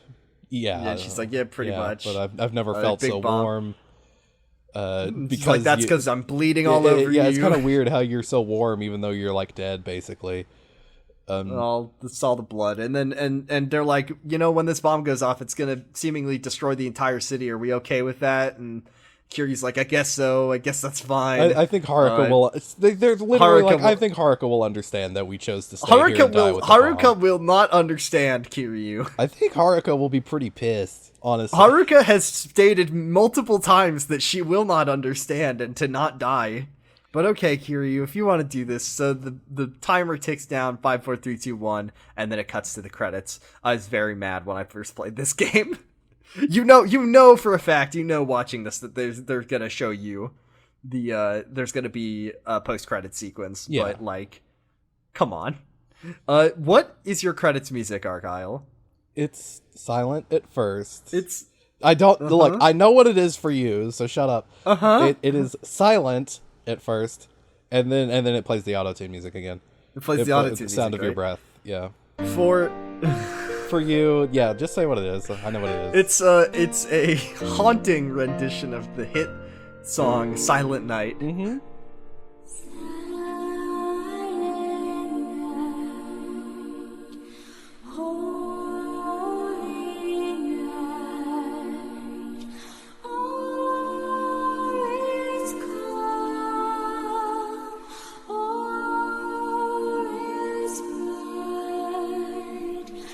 I've listened to it. It's not like a bad rendition of it, honestly. No, it's not a bad rendition. It's just very weird. It is. I mean, it is strange. Yes. It is a strange choice. It was Amazing Grace in Yakuza 1, right? Yes, it was Amazing Grace in Yakuza. That works really well for that game. Silent Night. That's a because it's a Christmas game. It's Everybody it's a says Christmas Die song. Hard is the best Christmas movie. No, it's Yeah, Yakuza 2. I'm just thinking like what other fun Christmas songs could they play? They play like Oh Jingle Little Bell Town Rock. of Bethlehem. Yeah, Jingle Bell Rock. All I Want for Christmas. All I want for Christmas is you. Just haunting rendition. So that's it. That's Yakuza 2, the end of the game. All right, that's it. Just We get the kidding, credits. everybody. You And get then, the credits. Yes, we cut and then to Haruka in At the a grave. cemetery saying, go, thank you Kiryu so much. I'll never forget Kiryu you. died. Oh no. Tarada. Tarada, thank you, Tarada. Thank you so Tarada. much. Thank you. We love you. We love This Tarada. is the most batshit thing in the whole world. This Because it pissed me turns off. out I hate it. 26 years of planning. But no, Tarada was actually a good guy because the thing that he dropped when he died was the fuse for the bomb. He was always on the side of Kazuma. He was not a good guy. He just didn't trust Takashima and was like, hey, I didn't trust it, and just like wanted Kiryu to be like, hey, I don't trust Takashima, and just needed the signal to him like at the last minute. And Kiryu still didn't pick it up because he was like, I thought the bomb was going to go off. I thought I was going to die there. They're at the graves of all of the dirtbags that they like for some reason. Oh, Chairman Sohei Dojima. Oh, Oda, we miss you so much. You. The best man. And Tarada. Yeah, there's just a big fucking speaker in the cemetery playing the circus music at all these graves. Oh no, this is so sad. Oh, why don't we go, Haruka's like, can we go to Osaka so we can go visit Sengoku's grave? We really got to know each other when he got a kidnapped me. grave. I think Can we go to the dirt he landed toilet at the bottom he's- of Osaka Castle, and there was a crater he's there, still and that's there. where they buried him. No, it's just that his body is just still there. Yeah. It's just someone put like a tarp over it and it just sits there. She's like, can I go visit my best friend Sengoku's grave? Yeah, He's such a great guy. I really grew to love him in that time. He showed me the tigers and let me pet them for a little He bit. should be at Ryuji's grave. Yeah, At least he did something good at the end of his life and for a good reason. yeah. I mean, he was. Yeah, like I mean, I guess thanks to Rada for not blowing up an he entire wanted city. to kill but all of them, but he was like at least like an honorable guy, you know, and didn't like Terada was go on going this to blow up the insane city. revenge plot for like His 30 entire years. life, even though he's taking revenge on the guy who fucking saved his life and let him live. Terada, you dirtbag, fuck you. Anyways, they're at the graveyard, and then isn't Date shows up and he's like, I guess Terada really was the world's nicest man because he didn't blow up the entire. He didn't kill hundreds of thousands of people. Thank you. Hey, Argyle, He can literally. He's like, hey. I guess he never planned to blow up the bomb. There's no indication that he wasn't going to blow up the indication bomb of if that. Takashima hadn't shown up. Like, if it had gone according to his plan, like, let's say he had gotten the upper hand on Kiryu and then killed Takashima after that or whatever, he probably would have still set off the fucking bomb. He probably had the would have left and set the He had bomb the off. fuse on him, in his jacket. I have a question for you, Argyle. Have you today, since you woke up, blown up any major population centers? No, Yes or not no? yet. No. Not yet? Me neither. Guess what? We are Yeah, I officially... mean, it's a Saturday and like, yeah. so Every I don't know, day- maybe every if I'm day looking I- for something to do later. Every day I wake up and don't blow up a big city with a bomb, I want all of you to thank me for how honorable I am for not doing that. I could have, but I didn't. You're welcome. I could have. You know, I'm almost 26. You know, I could. Yeah. You know, I could have been making a plan this whole time to blow up a major population center. Yeah, someone arrives. One other person arrives at the graveyard. It's Sayama. She's here. She says, "Hi, Kiryu. I'm alive. We're all alive. All's well that ends well." She's got a And big then bouquet she of says- flowers for. She's got a big bouquet of Tarada, flowers. I guess. She gives it to Kiryu and she says, "Thanks. Here you go. Let's go on a date now. I'll see you in the next game and throughout the rest of the series where I will still be a character." And that's the end of Yakuza and 2. That's the end of Yakuza What 2. do we think? This, I used to say this game was like number 2 in my ranking. It was either 2 or 3 because I always said Judgment was one of my favorites, and then Yakuza 7 is one of my favorites, and then Kiwami 2 is like tied with 0. I don't think that anymore. I think this game has a lot of problems, but I do think it's a fun ride throughout. It's just, oh boy, what to say? The Jingwan Mafia, The xenophobia is the xenophobia is fucking out bad. of control. It's really bad. Really just heinous bullshit. Can't believe Like that it they is wrote this like stuff. it is the worst it's ever gonna be in this game. Oh yeah, Like, it never is, it's still like, not for the great record, in a lot of the other yeah. games, right? Whenever the triads or any Chinese characters start getting involved, I grit my teeth because I know that it's going to be gross and racist. But the Jingwan Mafia being like Korean I fucking think the part where it supervillain. starts to get like a little bit acceptable is like maybe 4, where it's like where you play as a member of one of these immigrant communities and like are actually like you get it's still, different like, perspectives and yeah. and even still I think by 7 I think is the first time that they are able to portray a single group of people as not wholly as like a hive horrible. mind murder cult. as a hive mind murder cult. In like 7 it's just like, yeah, these people, they just live in their own place and they do like their they own have a thing, and they're community not- of like they're Like, all yeah, some of immigrants, them- like displaced peoples, and like they have Yeah. their own, they have like, even though they do have organized crime, they have their own reasons for getting into it, just like any Japanese person and it's might.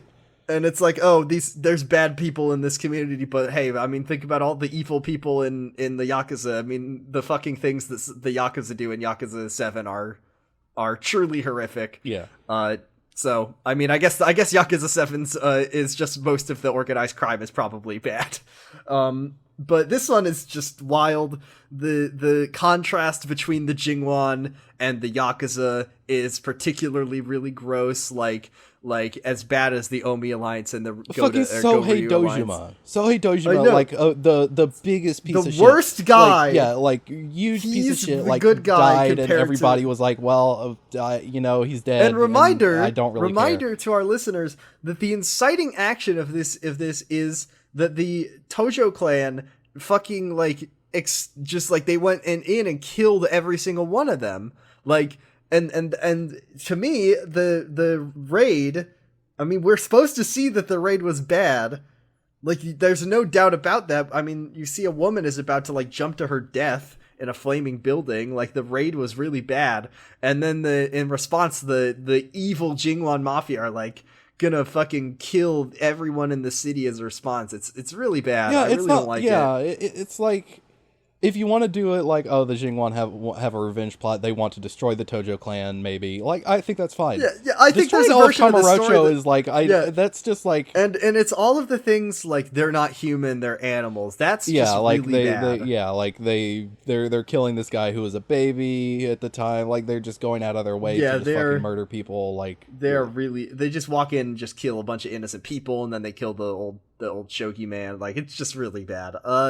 But what about, now that we've gotten the big problem out of the way, what are some things you liked about Yakuza 2? Ryuji, Ryuji, just every time Ryuji's on screen, just honestly just like the focus on the Omi Alliance, all of that stuff. yeah, is good. Ryuji, because like they were Sengoku. such a like an off-screen threat in Yakuza 1 that I do like the expansion. Like they are front and center in this game. And I like the idea of this game being about the Tojo clan being like weak and under threat from a much more powerful foe. Yes. And it's not the Tojo clan fighting itself, which the last 2 games we've played, obviously Zero comes well after this game, but you know, viewing it from the chronological timeline, we see 2 games where the Tojo clan is fighting itself, and it's nice to then see a weakened Tojo clan having to fight a much more powerful enemy. I like that. Yeah. I do like how over the top it gets at times. I liked the Yeah, no, I do Osaka like Castle. the over the topness. Like, obviously, we love Osaka Castle, one of the best chapters in the game. Yeah, like, it's so funny. Like what? Yeah, like one of the most fun experiences in the series, I think. Yeah, it's just really Like, quite a ride. as ridiculous as all of the overlapping plots are, I think they are. It's kind of funny and fun. Yeah. Yeah. Like, I think the sub stories are not as good as we maybe made them out to be in the past. Kiwami 2 does have some good ones, and I think even the original probably has some decent ones, like better than that the was first my game, mistake. Was that I didn't realize that a lot of the ones that I that really you liked liked were from Kiwami 2, because Yeah. I was like, oh, there's the really funny the photo shoot, the modeling, the Kiryu does the BL The voice novel, acting, like yeah, the voice like- acting. Obviously, Be My Baby is in there. That one's really funny. As there's a couple other good ones, but yeah, I was mistaken with the sub stories, at least in the PS2 version. Yeah, like Granny White's in the original. Like there are Granny there are White, some yeah, good Granny ones. White's really good. There are some good ones for sure. Better in general. It is. I'll say that as a videoed game, I think 2 is an improvement from 1. I think there's enough tweaks that combat just felt better. I think there's more content. The addition of a second city is really good. That wasn't in 1. From Kiwami 1 to Kiwami 2, also I think probably an improvement. What do you think? Yeah. I mean, like I think the grading Kiwami 2 versus Kiwami 1 is kind of a misnomer. They're different. They're Yeah, different. they're different types of Yakuza games at this point. Like mostly in the combat. Like that's if you're grading the combat, which is that's your main verb set in this game. Like that's the biggest difference. Very different. And so like this is more of an improvement on 6, whereas Kiwami was like I do think the improvement in Kiwami was an improvement on 0. I will say that. But in a lot of other ways, it was a kind of a lackluster experience, just because reusing Pocket Circuit. I did not like the titty bug game. I didn't think that was really a fun mini game. Like objectification aside, I just don't think it's that fun. Just not very fun. It's gross and not fun. But yeah, I don't. Do we? And I can't don't remember, think the ways that they made the game harder than 0 were all that great. Just because I think again, that, I'll say it a million times, the way that these games handle difficulty is not the most elegant. I will say I liked the leveling system for 6 and Kiwami 2. I think it's interesting and kind of novel.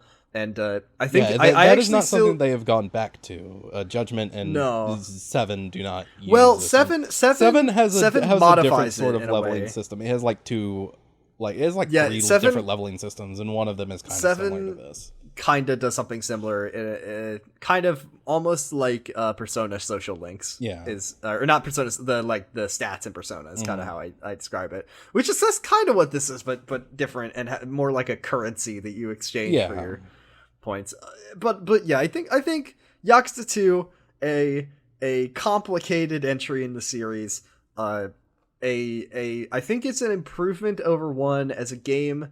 And I think that the story is better paced than 1. Yeah, I do certainly think the pacing is a whole lot better. There's never any points in this game where they're just like wasting time. Yeah, we had a lot of like really like there was a lot of the middle part of one that just felt flabby, like it could just be cut and like there would be no loss. But then I gotta ask, like, is the actual story that is being told from across 0 or from 1 to 2 is that story better? And I feel like actually the story that 1 is trying to tell is just in general a better story than 2. I think maybe the broad themes of 1 are probably better than 2, right?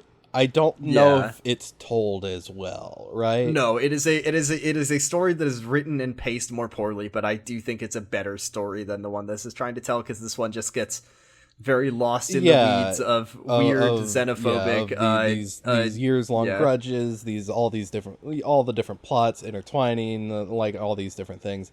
Whereas I think 1 with a rewrite could be a better game.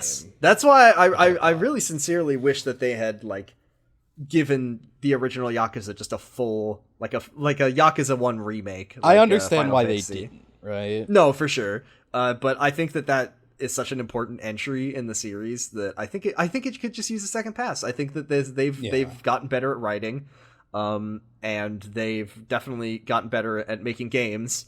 Yeah. and the technology's better, I think they could definitely do another crack at it. But I mean, we got Kiwami. Yeah, like I do think you could definitely I think Yakuza 1 and Yakuza 2 probably as well. You could definitely you could keep all the same beats and probably make a better experience of it by giving it a rewrite, a second pass. Yeah, for sure. I can't remember. Do we? And do we have in a lot of ways, the Kiwami games are missed opportunities, but I do still think they're good. I think they're worth your time still. Especially for sure. Kiwami 2, I think is really good and a lot of fun. Yeah, I think it's a fun game. I recommend it. I don't think if you are if you are playing through the series, definitely don't skip any of them. Can we? Two things. Number one, did we have an ongoing ranking going on throughout this? I can't remember. Probably. I wouldn't be surprised. Well, I think right now Zero's still at the top. Yeah, I think Zero's still probably. I think I will say I do think 2 has gone down. I still like it a lot. I still probably like it a lot more than you do. For my overall series rankings, 2 has gone down quite a lot. But I wouldn't say it's gone 2... down quite a lot. I like I said, I don't think I'm as negative as you are on it, but I still. Oh well, no, it's less that, and it's more that 2 was near the top for me when I started playing this game. I still think it's near the top, middle, but it's there have also been a lot of better games they've made since then. You know. Kiwami 2, fun game to play. I liked playing it quite a lot. I didn't play Kiwami 2, so I can't I just think a lot of the original games that they made, since a lot of the original games they made since 0, onward, have been pretty top notch, you know? Yeah. So with that, I want to talk just very briefly before. So we both agree 1, 2, 0 from bottom to top. Yeah, so 0 is the best, 2 is the middle, and 1 is the next one. Before we finish up and do some questions, I wanted to talk just a little bit about our next game in the series, because if you aren't familiar, this game, Yakuza 3, is the universally accepted worst game in the series. That's unfortunate. It's the fans' least favorite game for a multitude of reasons. I think it's bullshit, and I don't think it's the worst game at all. I think it has a lot of redeeming factors. It has some problems. It has big problems. Certainly. But I also think that there are some things that are happening in the story that are really good. I think that it has a really great cast of characters. I think it has a great cast of characters. I think it has some of the most heartfelt emotional moments in the series. There's one in particular that is it's there's some really strong emotion, and it's much more personal for Kiryu, which is I think a thing that a lot of people don't appreciate. And people will say, and the thing, this is how I know that the fans are wrong, is that people say that the game has an awful opening, the first chunk of the game is just terrible. That's one of the best parts. That's the most wrong that anyone has ever been, and I think the game gets considerably worse after the opening sequence. Mm-hmm. Not that it isn't bad, but yes, I think our goal for our coverage of Yakuza 3 is to show people that this game is not as bad as people think it is. I want to say we have talked about it on the podcast that this is the game where there is a chapter that is called Chapter 9, The Plot, where Kiryu sits down with a character who explains what the story of this game for is. For more than half an hour, like you are doing. I am not saying that this is a It is not a game without flaws. It is a game that has some pretty glaring ones, in fact. I just don't think it's the worst game in the series. I still think that maybe the original might be the worst, but we'll see. So that's 3. We will cover that next week, I guess. I'll have to install it. Good news is I'm gonna switch to Game Pass from now on, so I'll play it on PC. Not that means anything, but that means that means taking notes will be a lot easier because I'll have it on the computer. So that's I do want to mention. I said that I would bring it up on the episode, so I do want to. I want to talk about Sayama just a little bit and how she's. I was going to, because somebody posted Sargzy posted a video called "Yakuza is for Men" in the chat. It is a whole video about just how kind of fucking mistreated and done dirty every woman in the gender politics of the Yakuza series is quite.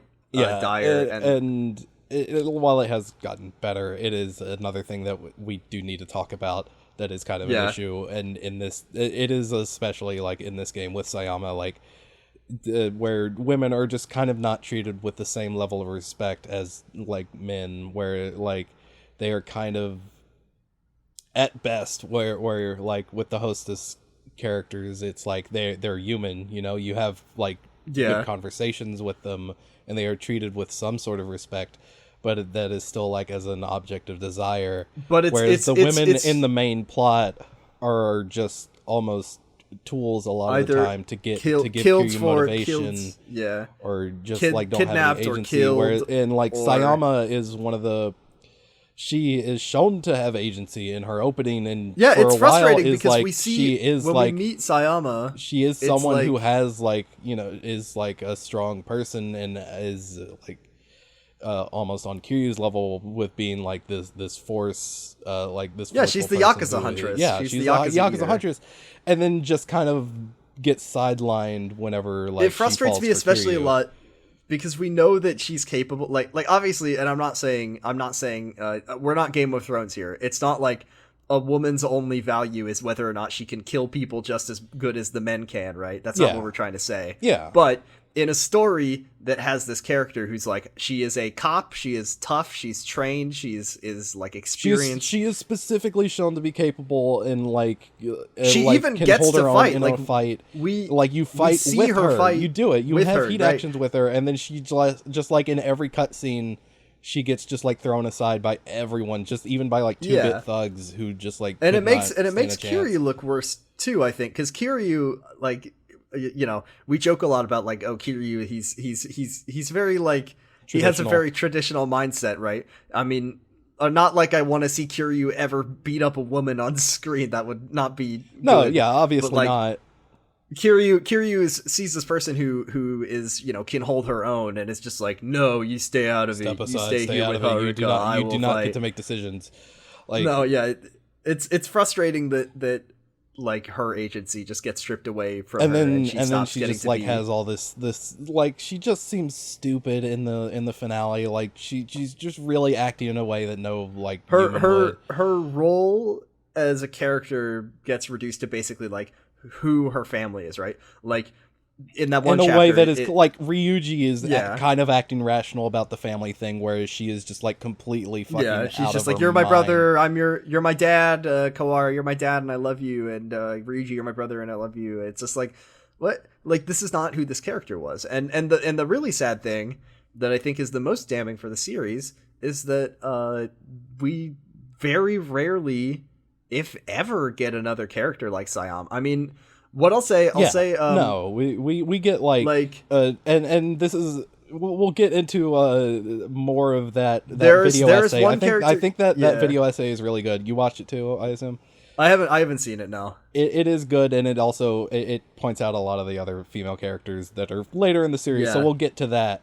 But yeah, there's 1 in 4, a notable 1 in 4. Obviously Makoto. I think Makoto is handled all right to a point, and then the thing with Makoto is that there's a moment where she, like, I, you know, there's that part in Zero where, but it's like she does at a point just become motivation for Majima to go sicko mode.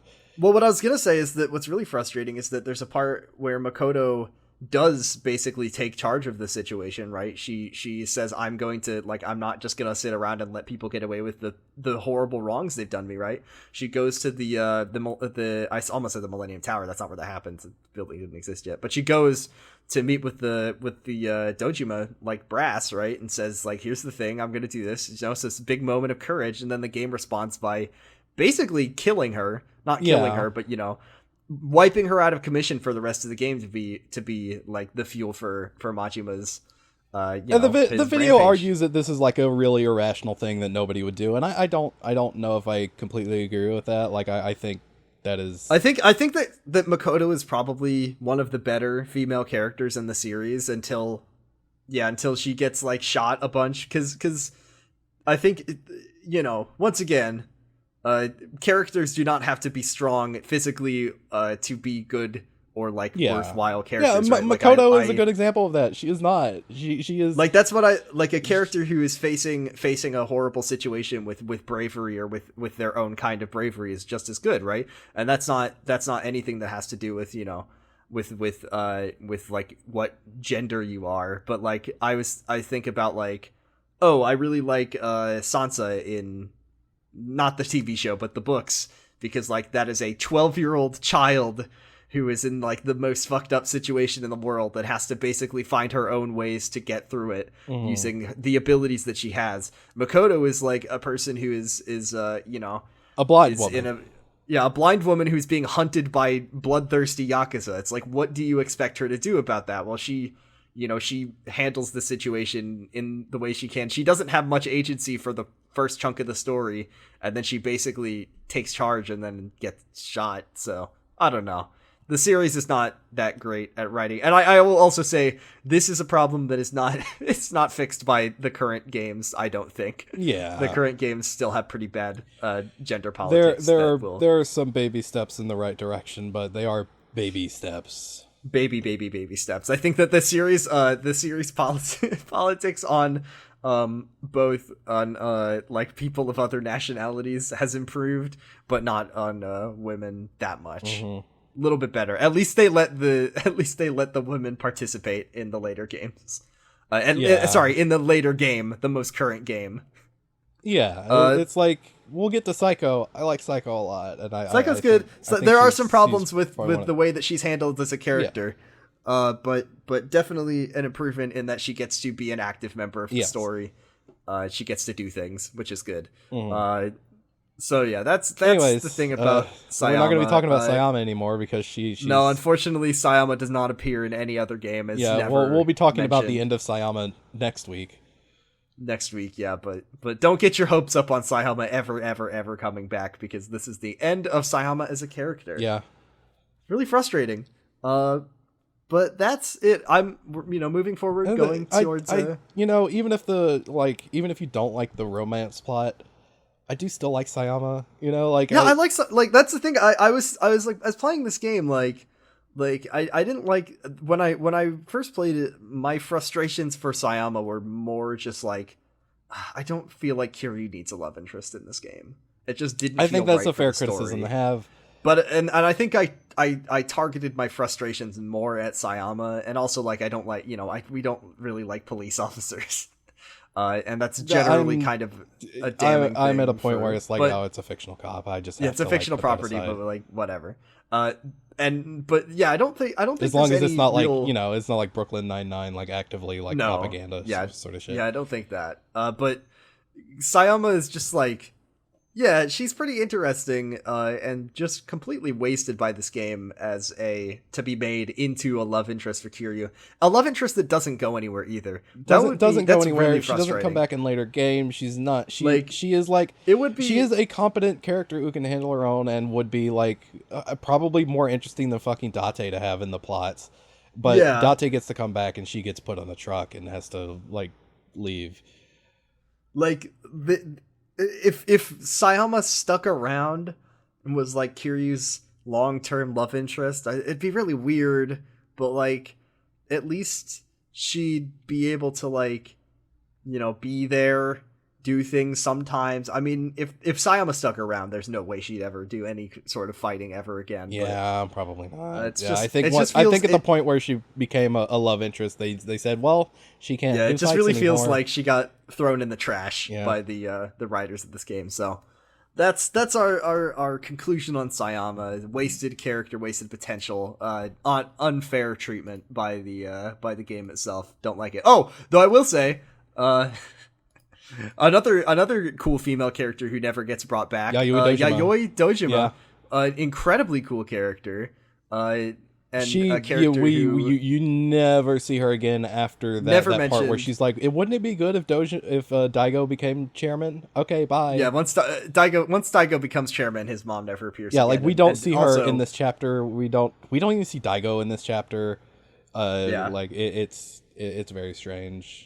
It is strange. The ending of that plot, because that was kind of a lot of the beginning of this game was like, hey, we need to find Daigo. Was like, we need to find Daigo so he could become in charge, and you'd think that there'd be like a thing where Kiryu meets with Daigo and he's in charge and it's like whatever, but then they say he's going to become the chairman, and then by the next game he is the chairman. So that's just kind of a weird storytelling thing. Yeah, see, it's a weird game. It's got big problems. Yeah. So that's our ending of Yakuza 2. Yakuza 3 will be next week. We will just to give you a little peek behind the curtain, I believe that next week we're actually going to start by talking about a sub story about Yakuza 3. Oh yeah, I forgot about that. Yeah, You did. So that's gonna be I want to talk about that. So we'll do that next week before we begin our coverage. But it is a fun game. I think it's got some of the best vibes in the series, at least at the beginning. Oh yeah, for sure. The vibes are immaculate. And Yakuza 6 also has great vibes. But let's do our questions. We have you can ask us questions in 2 avenues. You can check our Twitter at Kamarocho Radio on Twitter, and if I remember, you can post on the questions post. But if I forget, then you can send it into our Dolce de Postcard channel in our Discord. The link to join is available at the bottom of every episode. Here are our questions this week. First is from Discord user Chaos, who says, was the series originally going to end here?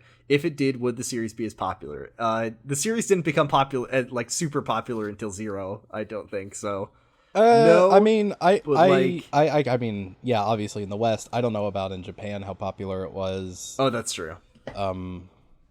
Was it going to end here? It does feel it so. does It feel feels like an end, right?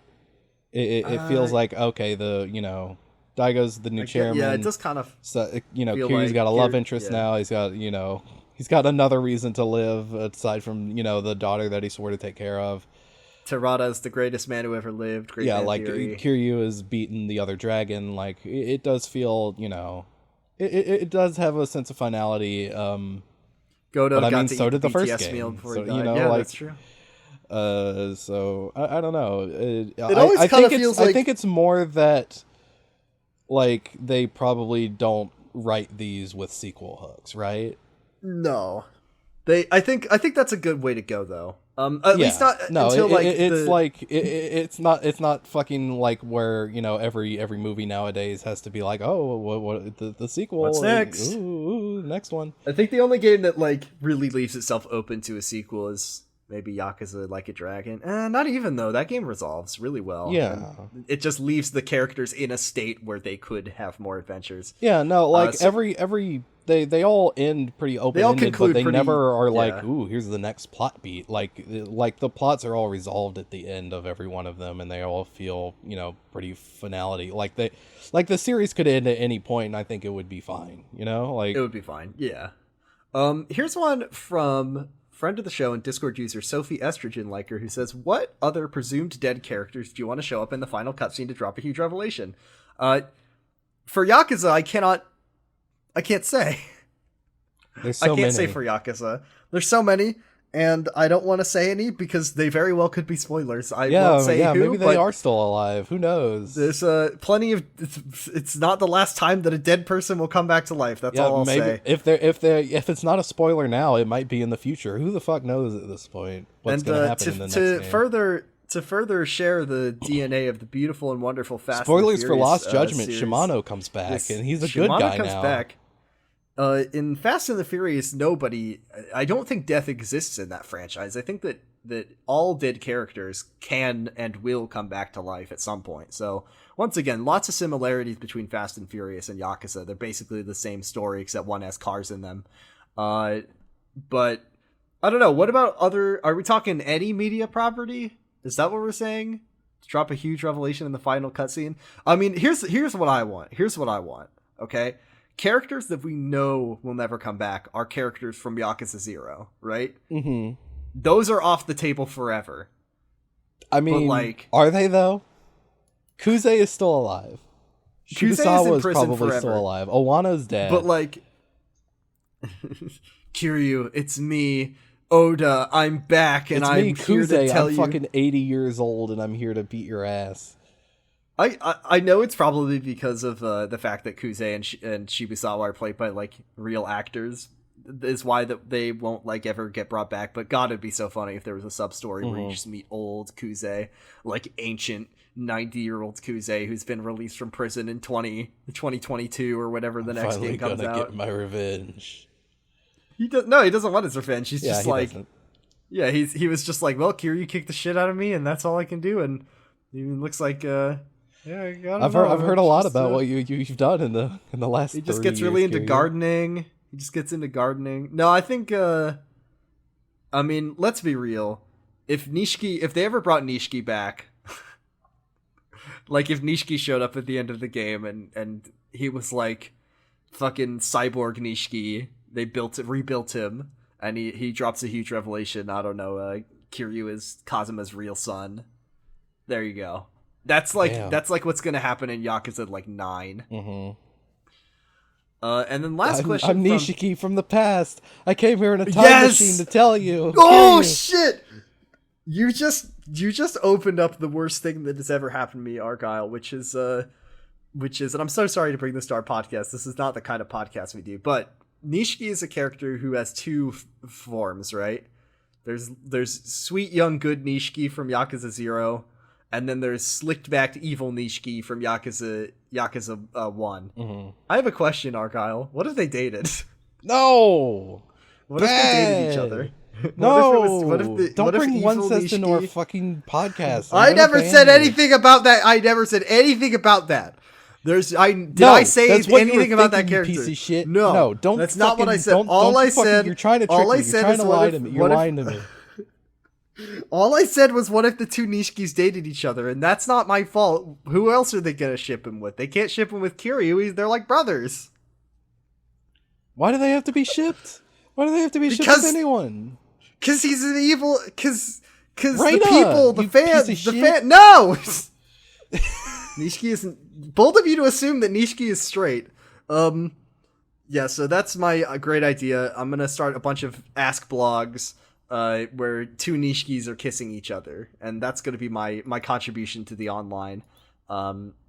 Sorry for bringing that pure unspeakable evil to our podcast. I'm so sorry. Quitting the show. We're not covering Yakuza 3 No. anymore. I'm sorry. This is where the series chaos. This is where the series is going to end. You're right. This ship is called Koisest. And here's one from Leave. The door's right there. Yeah, I'll leave later. Hold on. Here's one from friend of the show, Dan, our good friend Dan, bigger challenge on Twitter, who says, after going through both the PS4 and PS2 versions of 1 and 2, which versions do you prefer, and how would you rank all four? I think here's my thesis. Kiwami 2 is better than 2. PS2 is better than Kiwami, or PS2 version of 1 is better than Kiwami 1, because all of the inclusions of 1 are just like unilaterally time waster. Like all of the extra shit in 1 where it just makes you do busy work, they added in busy work for Kiwami, right? And that's not even speaking about Majima Everywhere, which, I mean, I love Majima, but I don't like Majima Everywhere at all. And then besides that, what, Soge King? No, Soge King is from One Piece. What is that thing called? Mesu King. Mesu King. Soge, yeah. Why does Usopp show up in Kiwami 1?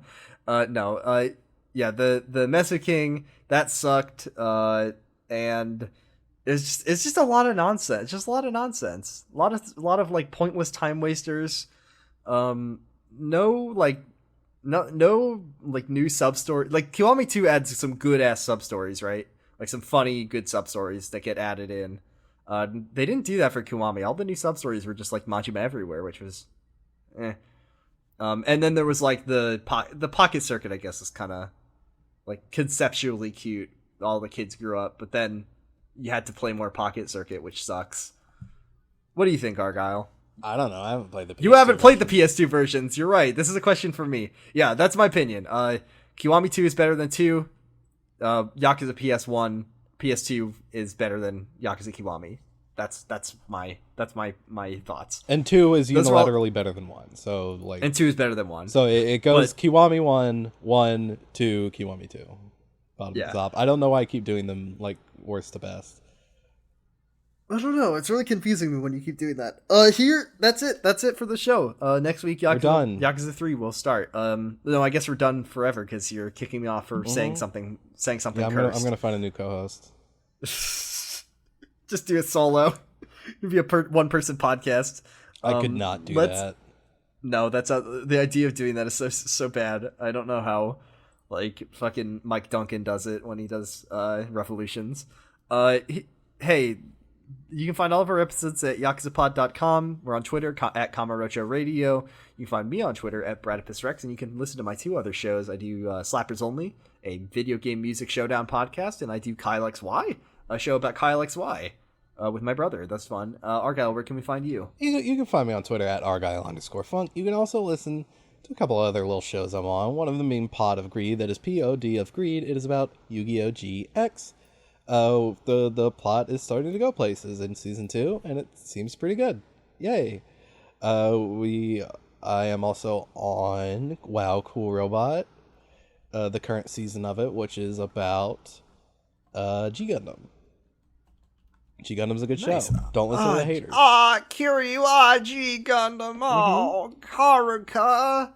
Much like Yakuza 2, it has some problems with some really kind of heinous racism at points, but it's still good. Why does everything have to have racism in it? Damn, why are people racist? Yeah, here's the thing that really sucks, racism. Thank you. So Y'all mind if I end racism? I'm gonna end racism by passing out some of these stickers. G Gundam is good. Listen, we're hosted by the Noise Space Podcast Network. It's a great network with lots of our friends on it. Some great shows. I highly recommend Nana Roy's Nightmare Nera through their ongoing Jeff July. Jeff July fucking rules. I loved the crossover episode. I loved the Jeff the Killer rewrite. It's all fucking good. Other shows that you can listen to: Video Game the Movie, the podcast, 0 to 0. They're currently doing their coverage of Batman v Superman. Boy, do they not like that movie, which means boy, do I like that show, because I love to listen to people be mad online. Yay! Listen to Pot of Greed, obviously, and listen to Jerkin' It, I guess, if you want to, if you must, insisted by classic Secret Life of the American Teenager Noise podcast. Space Criterion Collection. Get it on the fucking, get it in the fucking nice, get it in the steelbook all on CDs. That's it for this week. That's it. We're done. What are we gonna say? What are we gonna say at the end of our coverage when we're talking about Yakuza? We said Kiwami means extreme at the end of 0 too, so I don't know. We're not gonna say 2 anymore. We're just gonna say Kiwami means extreme, I guess. Yeah, I'm just gonna go back to the normal one. I can. For one last time, thank you all very much for listening, and as always, Kiwami means extreme. 2! 可能性はお前らが決めるものじゃね俺の未来や明日はこの俺が決めるさ燃やせ燃やし尽くせゴミみてえな黒歴史光浴びず錆びついた胸の焼却炉であいつらを見下してやれ吐きだめの鶴よ舞い上がれ見せつけろデスマチャップ